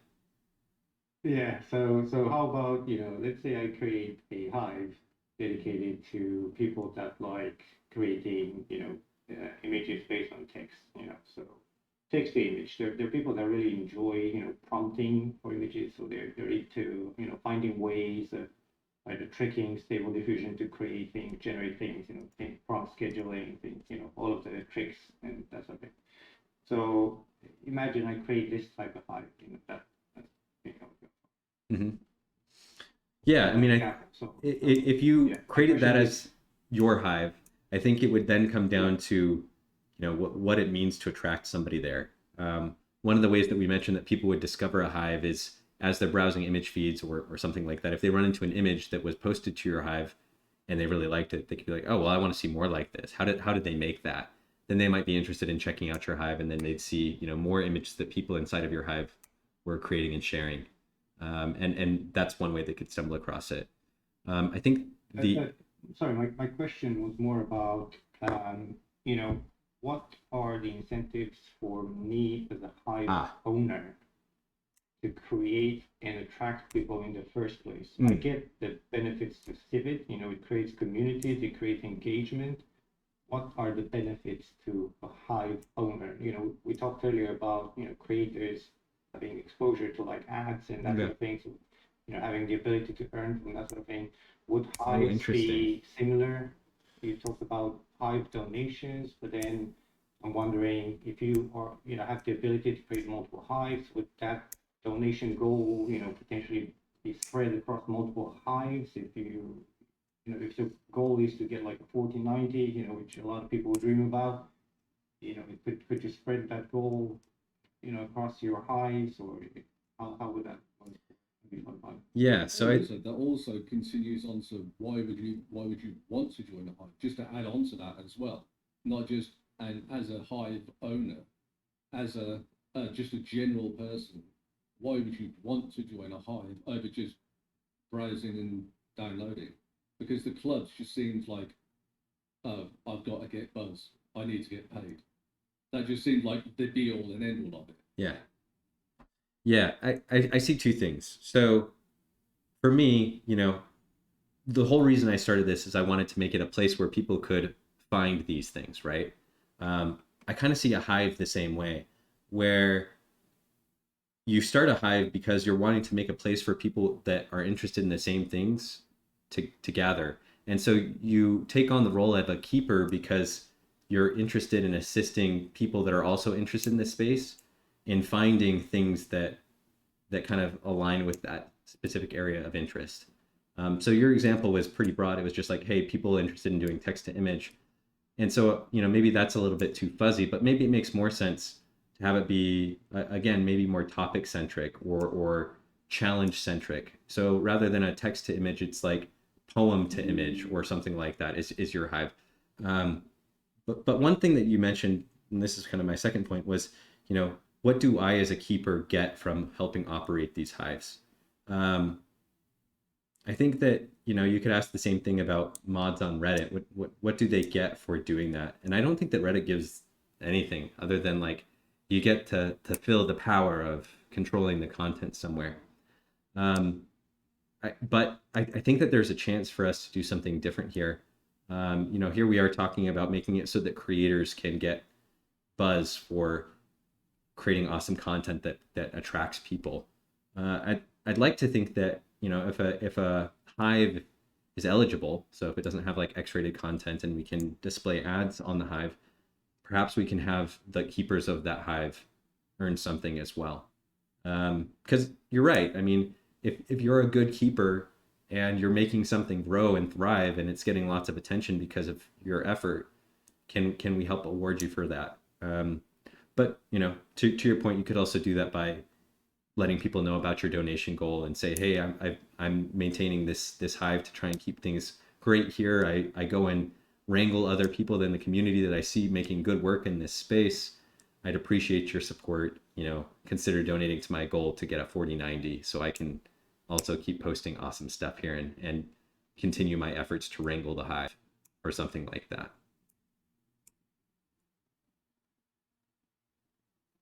Did that answer your question at all? What do you think about that? I think there are different types of communities around Civic, and yeah, I don't know. For me, as short as the clubs lived for, I thought, I gathered quite a few people interested in basically just text to image. Yeah. As simple as that sounds, and engaging them with like challenges, try this thing, with your images. But also I feel like it is a lot of work. Compared to model creators, that would be like another section of Civic. They make a model, they might have a community around that. Hey, here's the crystal clear community. That already is a thing, on Discord. So I don't know. It all depends, like how you guys see it. Hive, are there communities around certain topics? Could you have like civic hives? If you think about like subreddits, again, but yeah, I'll say one more time, keeping like hive keeping, that's a lot of work, and I'm not sure how many people would be willing to do that. Do you not also think that going to like try and creating big communities on a site that is primarily just for downloading and uploading images is a bit of a leap from one thing to the other? Have you thought about maybe doing like a forum, adding a forum page, an open forum where people can just post? Because the majority of people that are actually active are mostly on Discord. Mm-hmm. That want to be in communities and things like that, I think the majority of people that use the site is just posting images or downloading models. I understand that you want to get a community. It seems like it's going from a big leap from a downloading website to essentially being Reddit. Right. I think wanting to do. The reason that I see Hive still relevant in a site that's focused so much on kind of content and model sharing is that it helps with that discovery and communication around those specific things. I mean, yes, you have the ability to comment on, one-off images and posts and one-off models and things like that. And there's a lot of communication that already happens on the site. But I'm hoping that by giving people the ability to kind of aggregate things together and communicate around those things, that a lot of the community that's kind of dispersed across all of these various places can start to form together. And like I said, kind of swarm around specific concepts or topics or focus areas. Right now, like you said, it's kind of on Discord or occasionally on specific threads in Reddit or other forums around the internet. I think that there's a need for something like that to exist. And your point is great. I mean, could it just be a forum? Maybe that means that, we need to make sure that Hives has the ability to just do post type discussions with threaded forums and stuff inside of it too. I think that, again, it's also to make sure you can maintain that and make sure you've got the audience coming in before you commit a lot of resources to doing all of that, and then realize it might just end up like clubs, right? End up cancelled again. But yeah, I don't know if you think if you guys are to do something smaller, as suggested, like a forum or something similar to like that. Mm-hmm. So then you can gauge the engagement of how much people you're going to bring in, to how much resources you're going to commit to doing that, mm-hmm.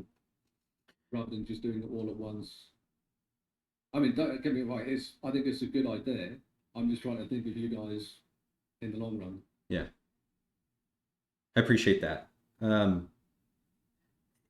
I think we're pretty close to being able to introduce Hives. I've talked briefly with the team that helped build clubs, and I think that there's a lot that can be salvaged from that to get to the point where we can support pretty much all of the stuff that we have on this list. And so part of the effort here with making Hives a concept that's more approachable is to try and make use of that effort and energy that went into that. You have somebody like uh, sorry, was it Daz or Dever that was talking before that had created their club and had started to collect this content and people. If we could give them a way to kind of pick up some of that work that they had already done and continue, that would be great. Now, you're right. I think that it's not the same. It's not like a paid members club because we're talking about these things being public. And so his points around like, well, what's the value to me as a keeper is valid. And so I think that, it's going to be seen whether or not it's something that people want to do. Obviously, I think Dan's brought up a good point there. Do you not think it would also be, I think the problem with like, the clubs where it was rather than focused on the topics, it was more focused on the person. And that's something I don't think that you want with hives. Right. But I think that's what's going to end up. I think rather than having it based on topics and right people with same likes. Right. Do you not think it might just end up as just based around people again? I mean, it could, right? And in some cases, I can see that being helpful. Perhaps, as a creator, you form a hive for people that are interested in kind of keeping up with updates on you and who want to follow the things that you're making. It's kind of the purpose of these hives that allow the keepers to be the only people that can make posts. So, it could theoretically be both. I would imagine that the creator-specific hives are going to be smaller than the topic-specific hives and things like that. But I think that that's okay. I mean, you think about Reddit, for example, again. We have a subreddit, and then there's the topic-specific Stable Diffusion subreddit that's much larger than ours. So, we as a company, we're able to create a place for people to come to talk about specifically us, and we're able to share our updates and things like that. But there's also, the topic specific version of kind of what we focus on that exists as well. And I think that both are okay. I think you're right that there will probably be creators that will make them that are kind of like focused on their stuff. And then there will be other communities, other hives that exist that are topic centric, and they both kind of deserve a place. If people aren't interested in the creator specific one, they just won't engage with it. I don't think what we're planning on creating like a feed similar to what we had with clubs for hives. Instead, people have to interact with them and find them kind of through looking for content, or maybe people will make articles or things like that talk about, hives that focus on specific things that they think people would be interested in, stuff like that. Similar to how like on Reddit, there's no like subreddit list. Instead, there's a whole subreddit dedicated to helping people find subreddits. So maybe we'll have something similar or something like that. I mean, they could also go onto like a split. So you could have like a section for example, like you said, they want to follow a specific creator, but then you have the hives that are specific for topics. Right. Yep. Right. So that way you could get best of both worlds. We talked a lot about hives, and I appreciate your guys' input there. Some good things for us to consider. It sounds like we should think more about how we want to handle allowing people to create hives. So we'll have to think about that some. And then maybe looking for people that can help keep topic-specific hives, since there's, like you said, not a ton of incentive for somebody to do that. And so making sure that whoever is going to maintain topic-specific hives really understands what they're taking on there by helping do that would be probably important for us here as we think about going forward. I want to talk briefly about the speed limits, and we can I think it's important to kind of go through some of the recommendations there. I'm hoping we just don't even do this, but I don't know. You guys will have to tell me what you think. Okay, so I did the math with the speed limits that Nexus has here. So they have a 3 megabyte per second limit if you have ads turned on. And if you have ads blocked, it's 1.5 megabytes per second. And so if you were running with ad block on, because you didn't even know that you should have ad block off because you didn't know it was slowing you down, then these are what the download times would look like. So for an SCXL checkpoint, it would take you like an hour to get it. With an SC 1.5 checkpoint, it would take you 20 minutes. A LoRa would take 3 minutes for an SDXL LoRa, and then an SC 1.5 LoRa would take something like a minute, and then a textual inversion would take maybe 5 seconds or so. That is slow. Also keep in mind that Nexus mods, they're literally, the majority of their mods, around 90% of their mods, are between a few kilobytes to 100 meg. Yeah. Anything bigger than that is just hosted on Google Downloads. So it's like going from what we have on Civitai to Nexus mods, it doesn't really translate, like you said, that time limit. Yeah. It feels like an artificial limit to annoy you to make you pay, as opposed to anything that's actually saving them on the back end. Right. As someone that works as a cloud admin, like, egress is stupid cheap. Well, yeah. Compared to what it used to be. Exactly. Exactly. I think it's, to me, it's them capitalizing on the people trying to download like the big HD texture packs and stuff like that. Like you said, most of the time the mods are pretty small. Most of those have external links to like the Google download. So it's like, oh, if you pay for the ads, download it on Nexus. If you don't, here's the Google download link. Right. Yeah. So I mean, I think that, you know, the download speeds are annoying, and so I proposed maybe 2 alternatives if we were really wanting to do this. Personally, I'd like to not do this at all, but it likely means that we won't have as many people joining any of the membership tiers, because I think that, you know, the link thing is cool. I'm hoping that'll be exciting for people that generate locally. But if you're not planning on using the paid generator and we don't have link, then there's not really a great reason for you to become a member other than supporting us or getting buzz. Send that link for Comfy, please. That's the goal. So I don't know. We can talk about this more. We could talk through maybe some of these alternatives, or we can just say, hey, you know, I appreciate that a lot of people thought about this one as a good way forward, but we're not going to do this for now because it feels to me like we'd be taking something away that we've had on this site from the get-go, and I'd prefer not to take it away. I think it would also just drive people to other sites instantly. If that did happen, you would lose a lot of traffic. Yep. Yeah. Although on the flip side, I just want to jump in with a sort of weird side ramble. Mm-hmm. People leaving from their sites, taking things away that people have already had. I think that was, at least for me, what rubbed me wrong about clubs. Mm-hmm. Wasn't their existence. It was a particular person that basically took a bunch of models that have been up in some cases for months Mm-hmm. as public downloads and then made them club exclusive. It's the same annoyance I feel when someone takes their models and runs away to a site that focuses either entirely or mostly on on-site generation. Mm-hmm. It's just, like when people take their ball and go home. I mean, I guess it's their right, but it just doesn't feel great. It also doesn't feel great when you take something that was open and then close it. Right. Yeah. No, I hear you. That's a tough one, and so I mean, I'm very much in favor of giving something that people will want to pay for and going that route, and I'd prefer not to do this. I don't think that a lot of people suggested doing torrents and things like that if the concern was the amount of bandwidth from shipping all of these things. I don't. That's not my concern right now. Really, it's about finding a way to start bringing in money so that we can start sharing that with creators. Right now, we don't have any way to be paying creators because we're not making any money. We're just burning money right now as we try and build up this community to become what we'd like to see it become.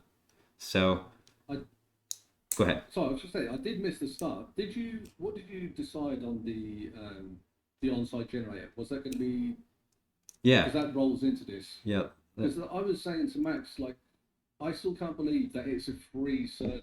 Right. You look at any other site, they charge you tickets, and it's hands down the most advanced on-site generator out of any website out there.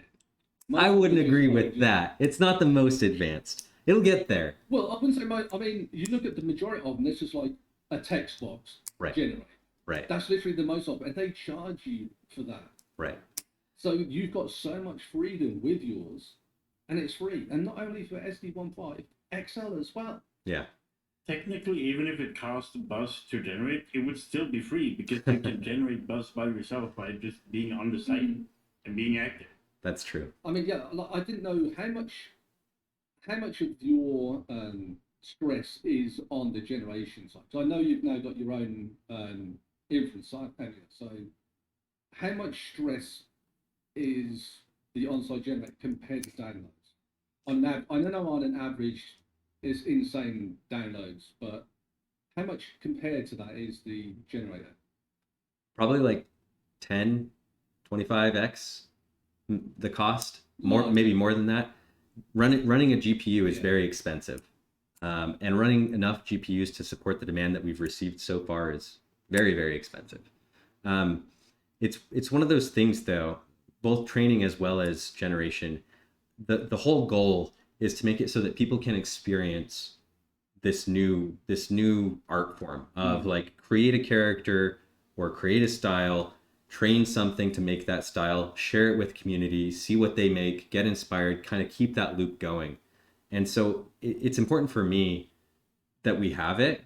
I think that right now it's completely unlimited because it's not very reliable right now, and I feel like it doesn't have all of the features that I'd like it to have. Yeah, I get it. Um, but I think that Well, it's I mean, still in its case now, it's got far more features than 90% of the site. there's some good competition out there that have a lot more functionality. And I'd like to get there eventually, and I'm envious of Are where they they're free? at. Yeah, you can do some free generation with them. And there are some that have like very generous free tiers too.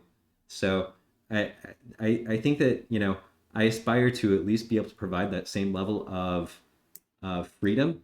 Some things that people have proposed are maybe there's certain models or assets that are free, because we have more infrastructure to support those ones or something like that, and you'd have to be a member or to pay to be able to access some of those other things. I don't think that's a terrible idea, but it makes me feel like there are creators that would be getting slighted by that because, just the spotlighted assets would be Yeah. getting that attention. So instead, what we've proposed here is a little bit different. We were thinking that, and we'd always planned to make it so that it would eventually cost buzz to generate.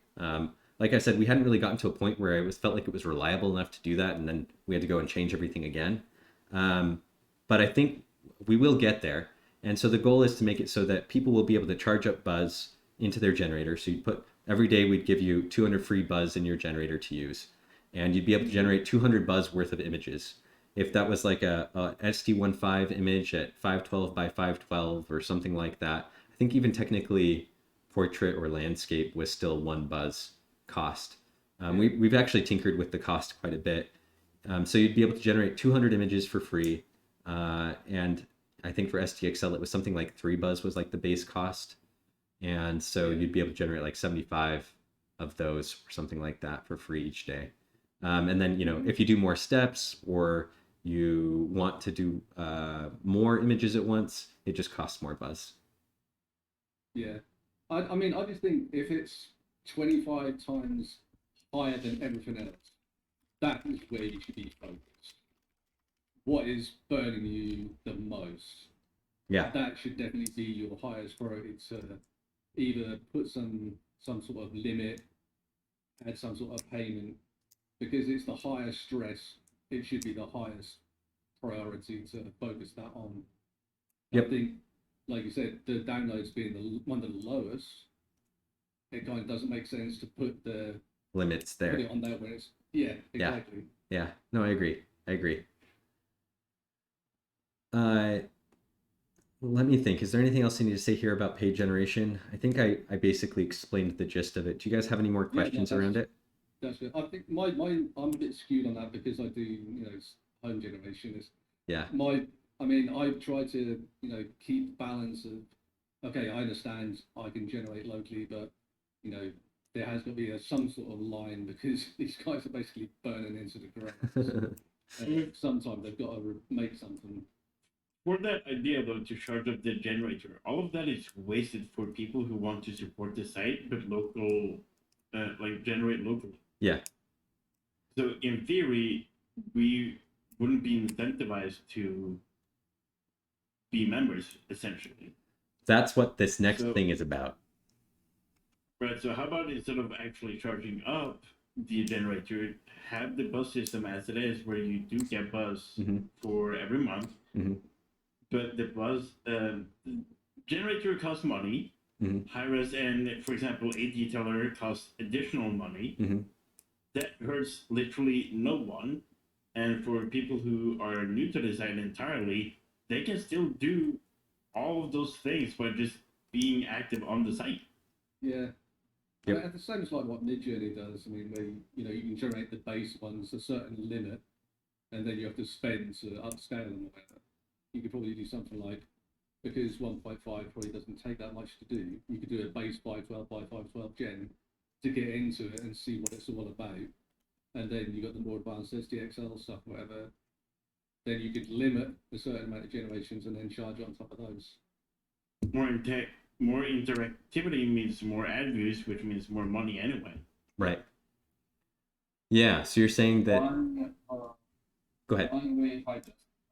One way of actually approaching everything the guys by making the micro monetization platform where you associate a cost to every setting that you have.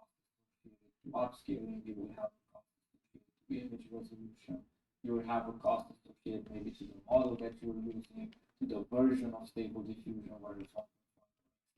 Well, have a cost associated to basically every single setting that's It's exactly the same as what the LoRa generator is now. I mean, Yeah. if you set everything to default on the LoRa generator, it's 500. Yep. You start changing things, the cost goes up. Yeah. Just do the same as that because it works. We'll have to record a video kind of how we had thought that the buzz cost would work with generating images. I think what you guys are mentioning is interesting. You're saying, hey, just don't even give a free charge for the generator. Instead, have them earn it by engaging on the site and things like that. The one thing I worry about is if you don't give them any free, then they just don't even try the generator. Then they don't even have any reason to go and become a member. One thing that we did. This is a fun little Well, side. that's what you said. Do the base 1.5. Right. Let that one, because I mean, the 1.5 is the cheapest one to do, or you could do a turbo. Mm-hmm. Either one of those, that's going to be the cheaper one to do. Do it like a limit, I don't know, 20 images for people to try.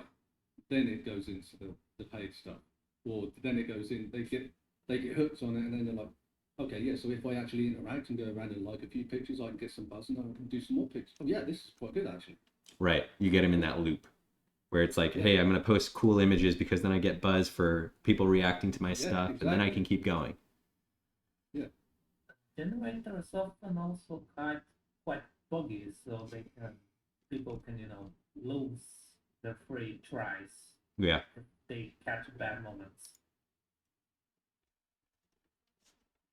That's right. That's right. And that's again part of the reason why we haven't started to charge buzz there is because the reliability hasn't been great. One of the things that's a little bit tough about supporting such a wide gamut of things is that people can shoot themselves in the foot too. They can set their step count too low and select too many LoRa's, and they're going to generate something that looks terrible. So there's our issues, and then there's also user error that can kind of step in there. It'll be our job to kind of. Sliders here. I'll just set all of these to maximum and hit generate. Right. There's a lot of learning that goes into getting it right. But I think, as we kind of improve the generator, I'm hoping that we can help new users avoid those problem areas. It's kind of why we have those like quick toggles for doing, quality versus speed for things like the step count and stuff like that to try and help people that are just getting into this space at least go with sensible defaults and things like that. That's definitely a good idea because not everyone that's coming into it understands. They see the config and they're like, oh, I must put that to maximum. No, I'll put that to 20 or 50 or what? Get it all the way out there. That's going to give me better. No. It's definitely a good idea to do that, what you've done. Okay. Well, thanks for the feedback on generation. I want to talk, let's see, let me go back to the list real quick. I wanted to talk briefly about Link. Man, there's so many things to talk about still. But we did cover the two things that you guys mentioned. Are there other things that you guys really want to talk about so I can make sure that we address those? quick question, a clarification question, I guess, Uh-huh. about the creators program. So, am I understanding this correctly? You have to have a membership to be part of the program. So, like, is that right? That's right. That's right. So if you were going to apply, you'd have to be a member. And membership means exactly what? Yeah, so it would mean, you go in here and you've joined our membership here. And I guess that's actually a good lead into maybe the new membership tiers too. Let me just cover these real quickly. So you'd be getting one of these memberships. So you'd be paying $5 a month, for example, and then you'd be able to be considered for the program. Now, again, I'm not sure if that's set in stone. I kind of like it because then it makes it so that you're showing us that you're invested in us, so we have reason to also invest in you, if that makes any sense.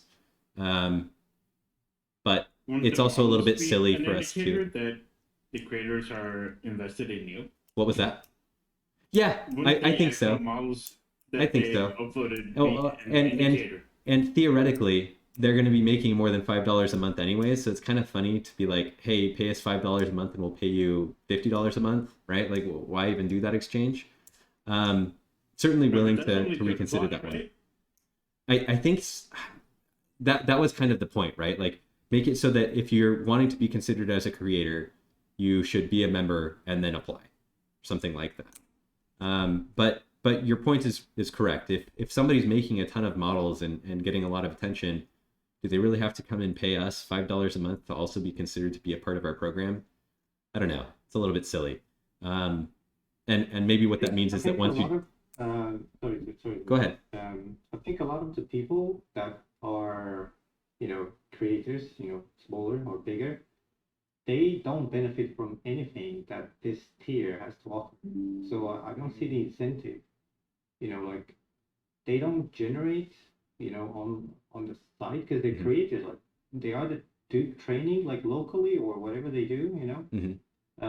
They don't benefit from the buzz to spend around the site. There's no incentive to. I mean, it's purely for support. Purely Civitai support. But then again, the 3K buzz, gets converted. You could give it back to get the the three bucks or whatever. So Yeah. it feels a bit weird. I'm not saying it shouldn't be a thing, but yeah, I'm not feeling it. I'm not sure how everyone else feels about May it. I interject something here real Sure. quick? Most of you already know what I do, what I do. So, I kind of agree with Trevor on listing, adjusting that, for example, for me, as a trainer, that I do this all the time now. 5K, like all the benefits that you have in here doesn't exactly help me in my flow Right. of putting things out there.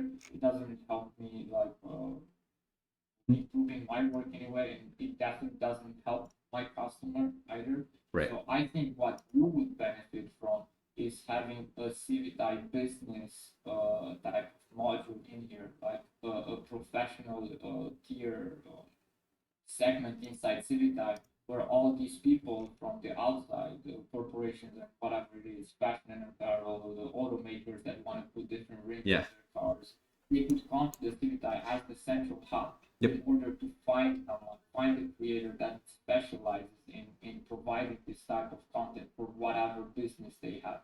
Because right now there is no centralized space out there where all these people can go gather around and say, oh, okay, I can find a creator that's going to help me with my business, for example, for creating, I don't know, logos or for putting rims on cars. Yeah. You see what I'm aiming at. Yeah. But people know that Civitai exists, so if you are able to put those two and two together for anyone else, I think you would have a far greater winning competition. And charging those customers access to come talk to these potential creators, which you grant them access to, will definitely help boost your revenue income rather than have creators actually pay you to be part of the program. I see a need for both. One of the things that we've talked about for a long time was a sort of services marketplace, which kind of reminds me of what you were describing. I think one of the things I'm not sure about yet is does it make sense to start it now and say, hey, we have a Civitai lab or a Civitai studio, bring your business interest to us and we'll connect you with creators? Or does it make more sense to just have like it be an open marketplace where creators can offer services similar to something like Fiverr, for example, This where is exactly what I was talking to Max about, yeah, and he can probably chime in about this. We were having a discussion about actually making a Fiverr thing on there. hmm So a user would essentially be able to upload their portfolio. Say, okay, look, I can do this, this, this, and this. I don't do these. This is my portfolio of my work. If you'd like to contact me, we can work on a one-on-one basis.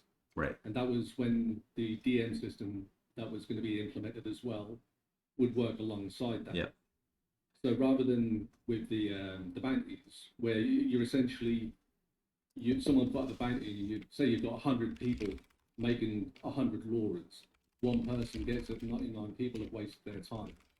Whereas if you actually had a services page, you can work on a one-to-one, point-to-point, and both sides are getting exactly what they want from each other. I right. can say something here kind of along the lines of what everybody's been talking about. Is that I actually just built a website that has a directory page. And correct me if I'm wrong, but I think if you started this membership plan and then added a directory page, like what the other gentleman was saying, where, if you're looking for someone that can do car stuff, you go to the directory, look under cars, and there's people that train car stuff, hmm or, work on car commissions or people fashion commissions or whatever. And I've built a few directory sites like that. They work really well. Then people pay to be a member of the site, so they get listed on the directory. Let me throw one thing out there, because I totally want to do it. We've actually, Max could tell you, we've been talking about it for a really long time. One thing, keep bugging him about it. yeah, the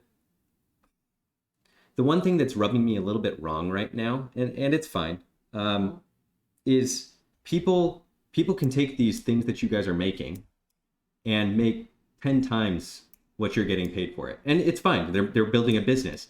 But wouldn't it be interesting if instead we could make it so that you can provide the service they're providing, so that they can instead wrap what you've built and sell that, and you'd be getting a lot more of what it is that they're making. I don't know.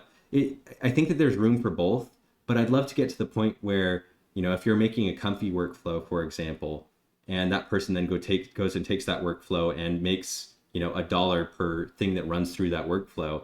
Wouldn't it have been awesome if you had gotten, some portion of that rather than, the flat fee that they paid you?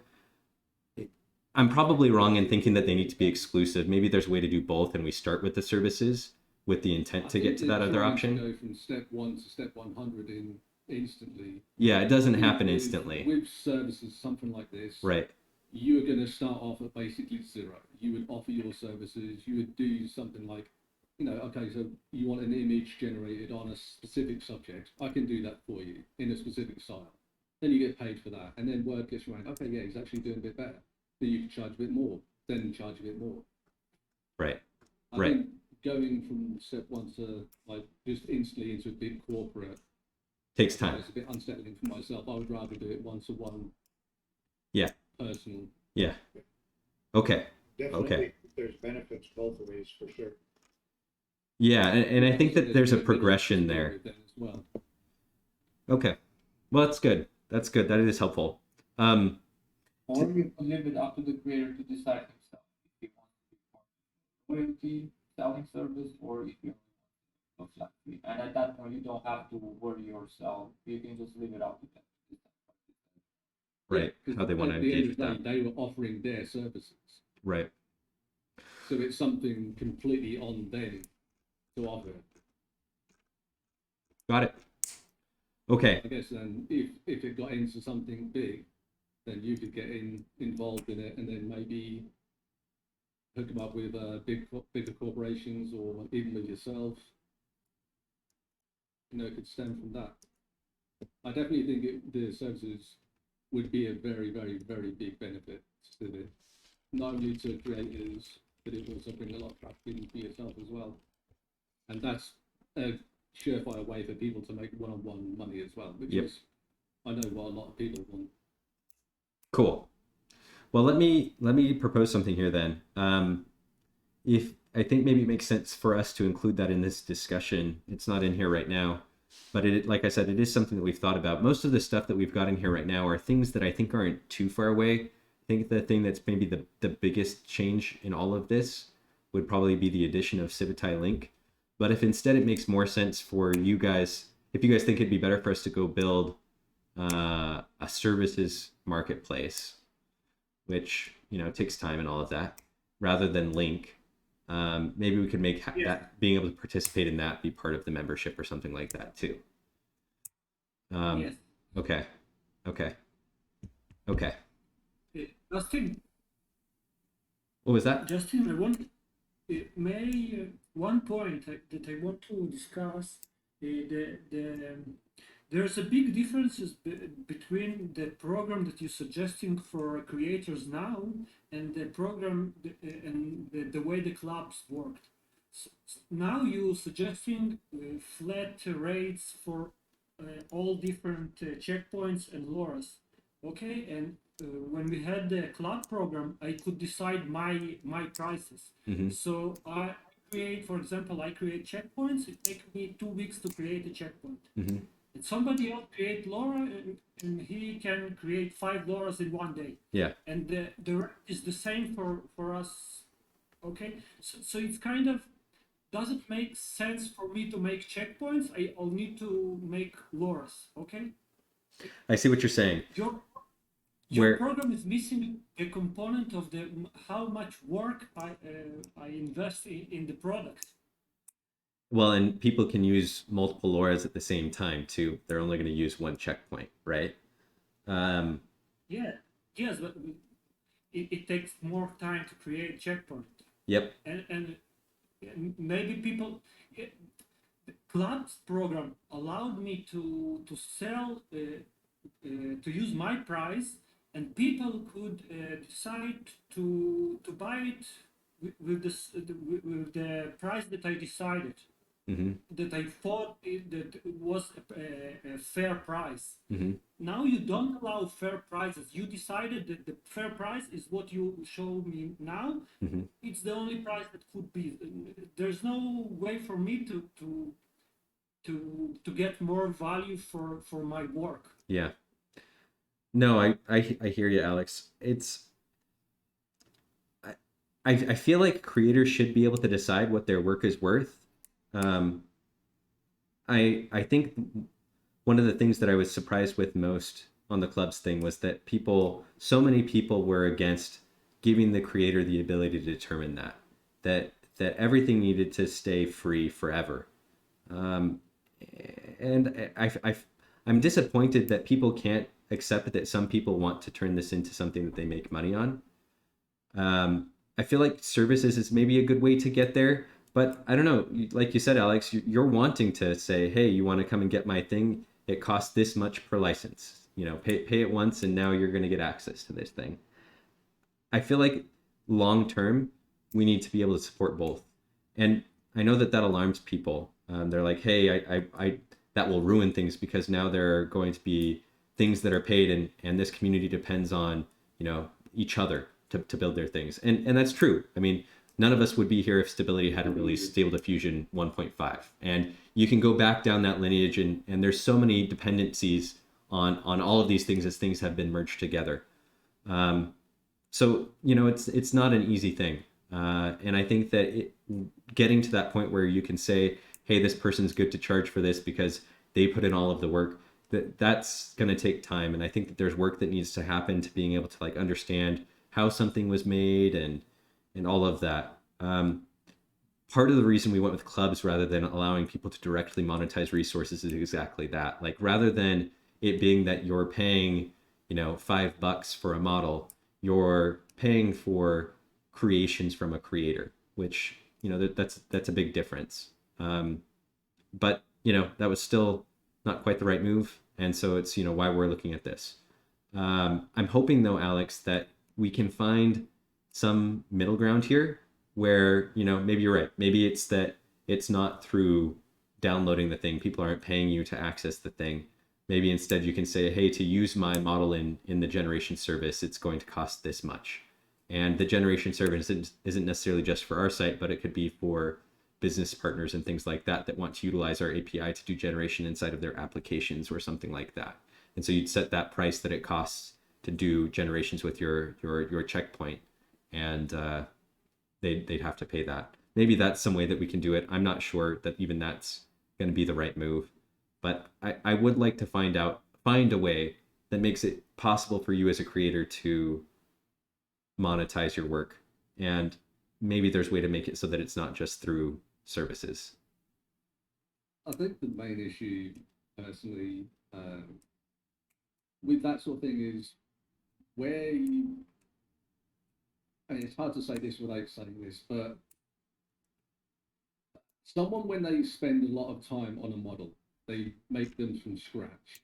You know that they've put a lot of time, a lot of effort into those. Rather than just go and pick 2 models, hit train, and you're done. You know, where do you, is there going to be any sort of line drawn between trains and merge checkpoints? Because it's taken people a lot of time to train models from scratch. Right. Then just put 2 models that someone else has put the time into, hit merge, and then you then go and sell that one. Yeah, I do. Well, and I mean, there's so many ways around that, right? Like people can download checkpoints and do something to just change the hash. Like that's why this is such a hard thing. You made this, I made this. Yeah. Right. And to be fair, I mean, a lot of the things that have moved this community as far as it has is the merging too, right? Like people will put together merges of models that have trained specific concepts, and the net result is something that's significantly better, and then people train on that again. It's 100%. It's definitely, they both add value. I just think, do you see the same value of, you know, someone that's trained one straight from scratch to a merge?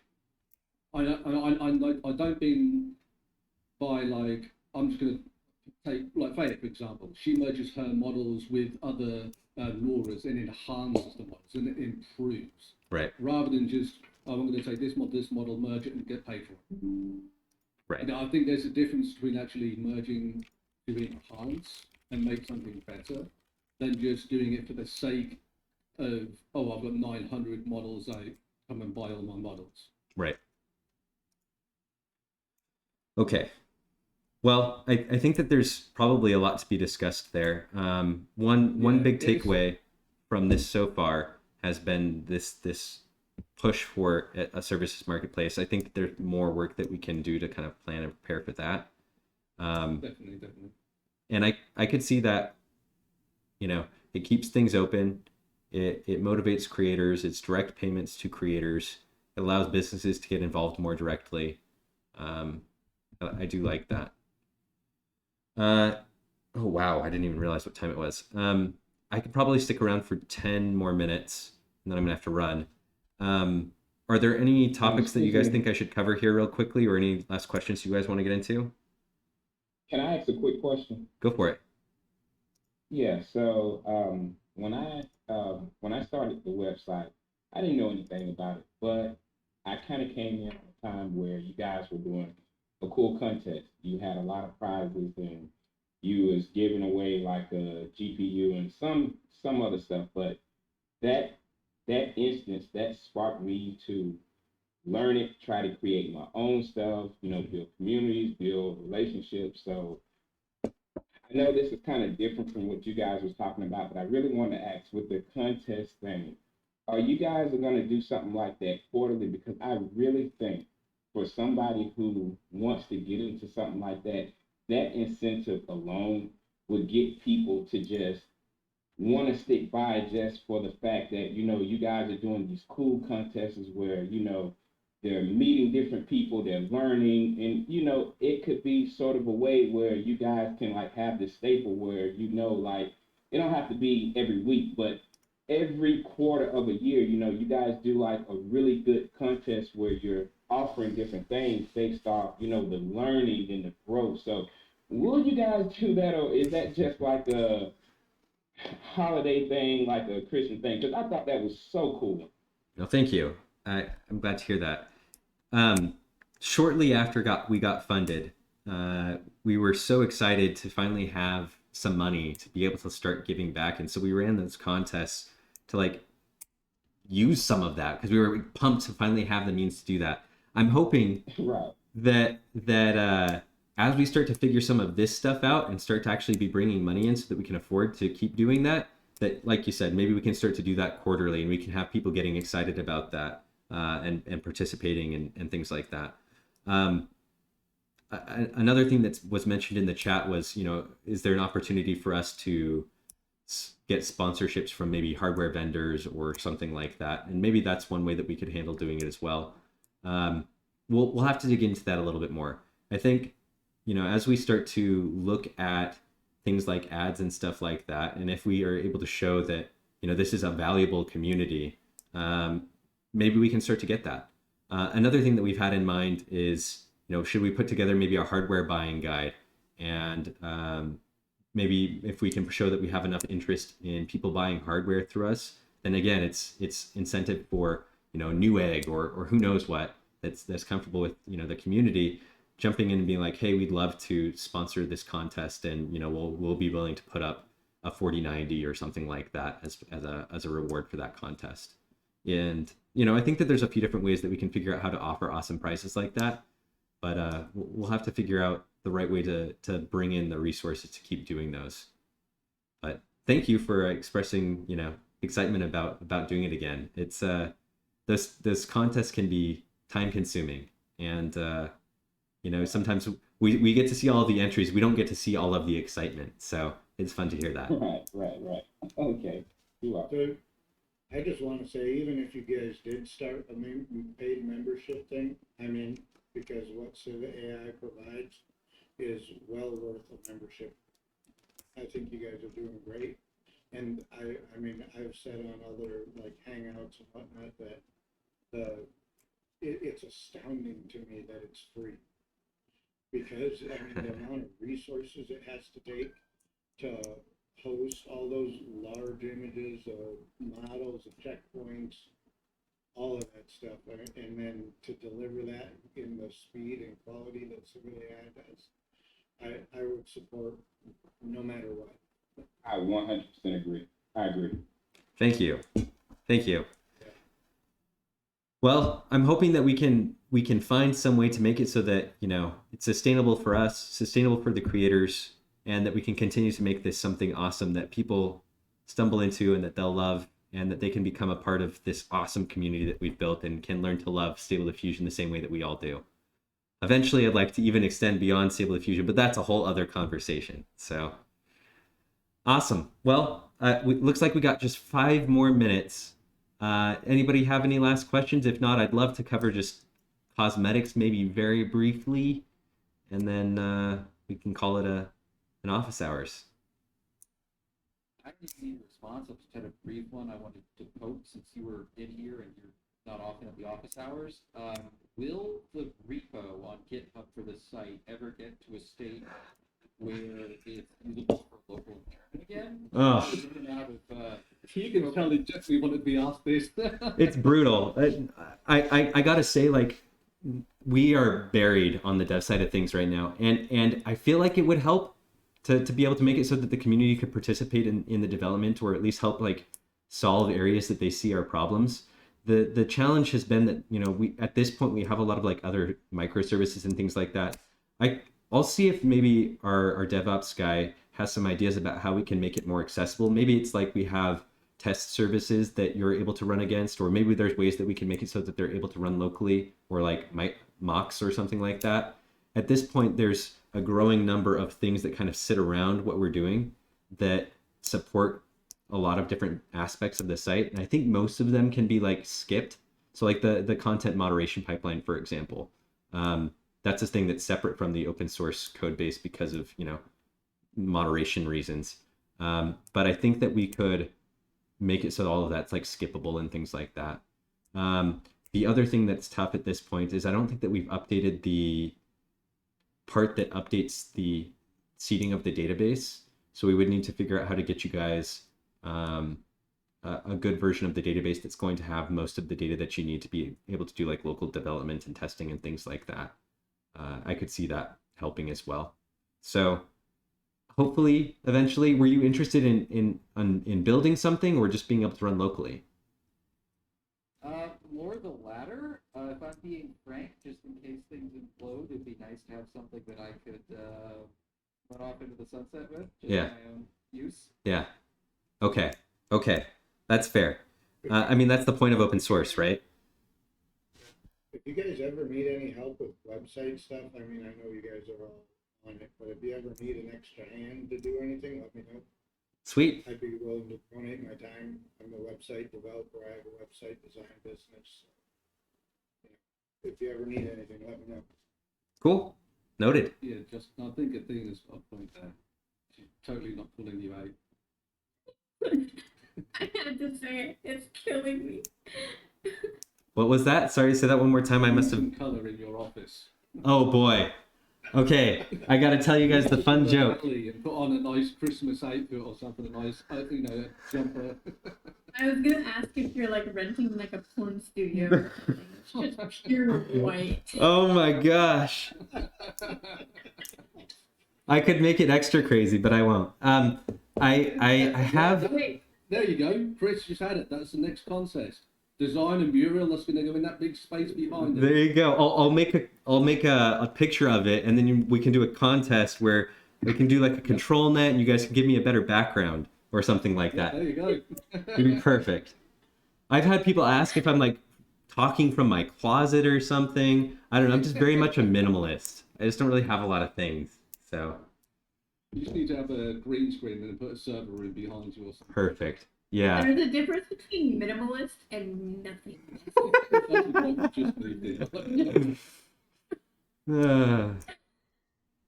Awesome. Well, appreciate the time, guys. It was good to chat with you all. I appreciate all the feedback, and looking forward to doing these again. I'm jealous that these other guys talk with you guys as much as they do, and it's something that I like to be able to do, and so I need to make more time to come in here and chat with you guys. It's been awesome. Cool. Thank you. Also, and I must say that Civitai is a rock. It's just state of the art. Really, it's amazing, and everybody here is just benefit from it. So thank you. Thank you for. Thanks for saying that. It all grew out of passion for me. Stable Diffusion actually entered my life at a time that was a little bit tough for me. And I got to just fall in love with it because I had some extra time on my hands. And things just lined up right. And I had a team that was able to help me build the first version of the site. And I never imagined that it was going to become what it is today. And I'm thrilled to be able to be a part of building something like this. It's been a lifelong dream for me. So it's such a pleasure to work with you guys and to work with a community of people that are so passionate about something that I care so much about too. So it's been awesome, and I want to make this great for everybody here. And I believe that we can figure it out. It's just a matter of making the right moves, figuring it out along the way, and getting better at it as we go. So we'll get there, and I appreciate all that you guys do. I also say it's nice to see you on here again. It's been a long, long time. I think the last time you were on here was probably back in March time. Oh boy. Yeah, it's been a while. It has gotten back on there. so busy, as I'm sure you can imagine. Yep. I think back in March we were still just getting started. I'm sorry, Max. Yeah, say that bored me, man. They need to show up more. Yeah. There was actually one thing that I was going to ask you, while you're here. Do you have any European staff members? Yes. Because, like, literally 90, or I'd say 100% of the office hours and everything like that is all on American times. Have you ever thought about asking one of the European staff members to do a European office hours? At this point, even if they're overseas, they're working around the same time that we do so that we have as much time to interact together as possible. I'd suspect that, as we kind of continue to grow the team, that we'll have more people that are in other areas of the world that will make it so that we have, other times where people are going to be online, and we can start to have like two spikes of engagement times or something like that. Yeah. We'll get there. I mean, we'll Ali, get there. Ali left us. He's gone over to you lot now. So Yeah. yeah. Well, good stuff, guys. I'm going to go ahead and stop the stream. Appreciate everybody jumping in for the stream. Hopefully it was helpful or informative regarding this topic. Appreciate all of you guys jumping in to participate, and we'll see you later. Don't break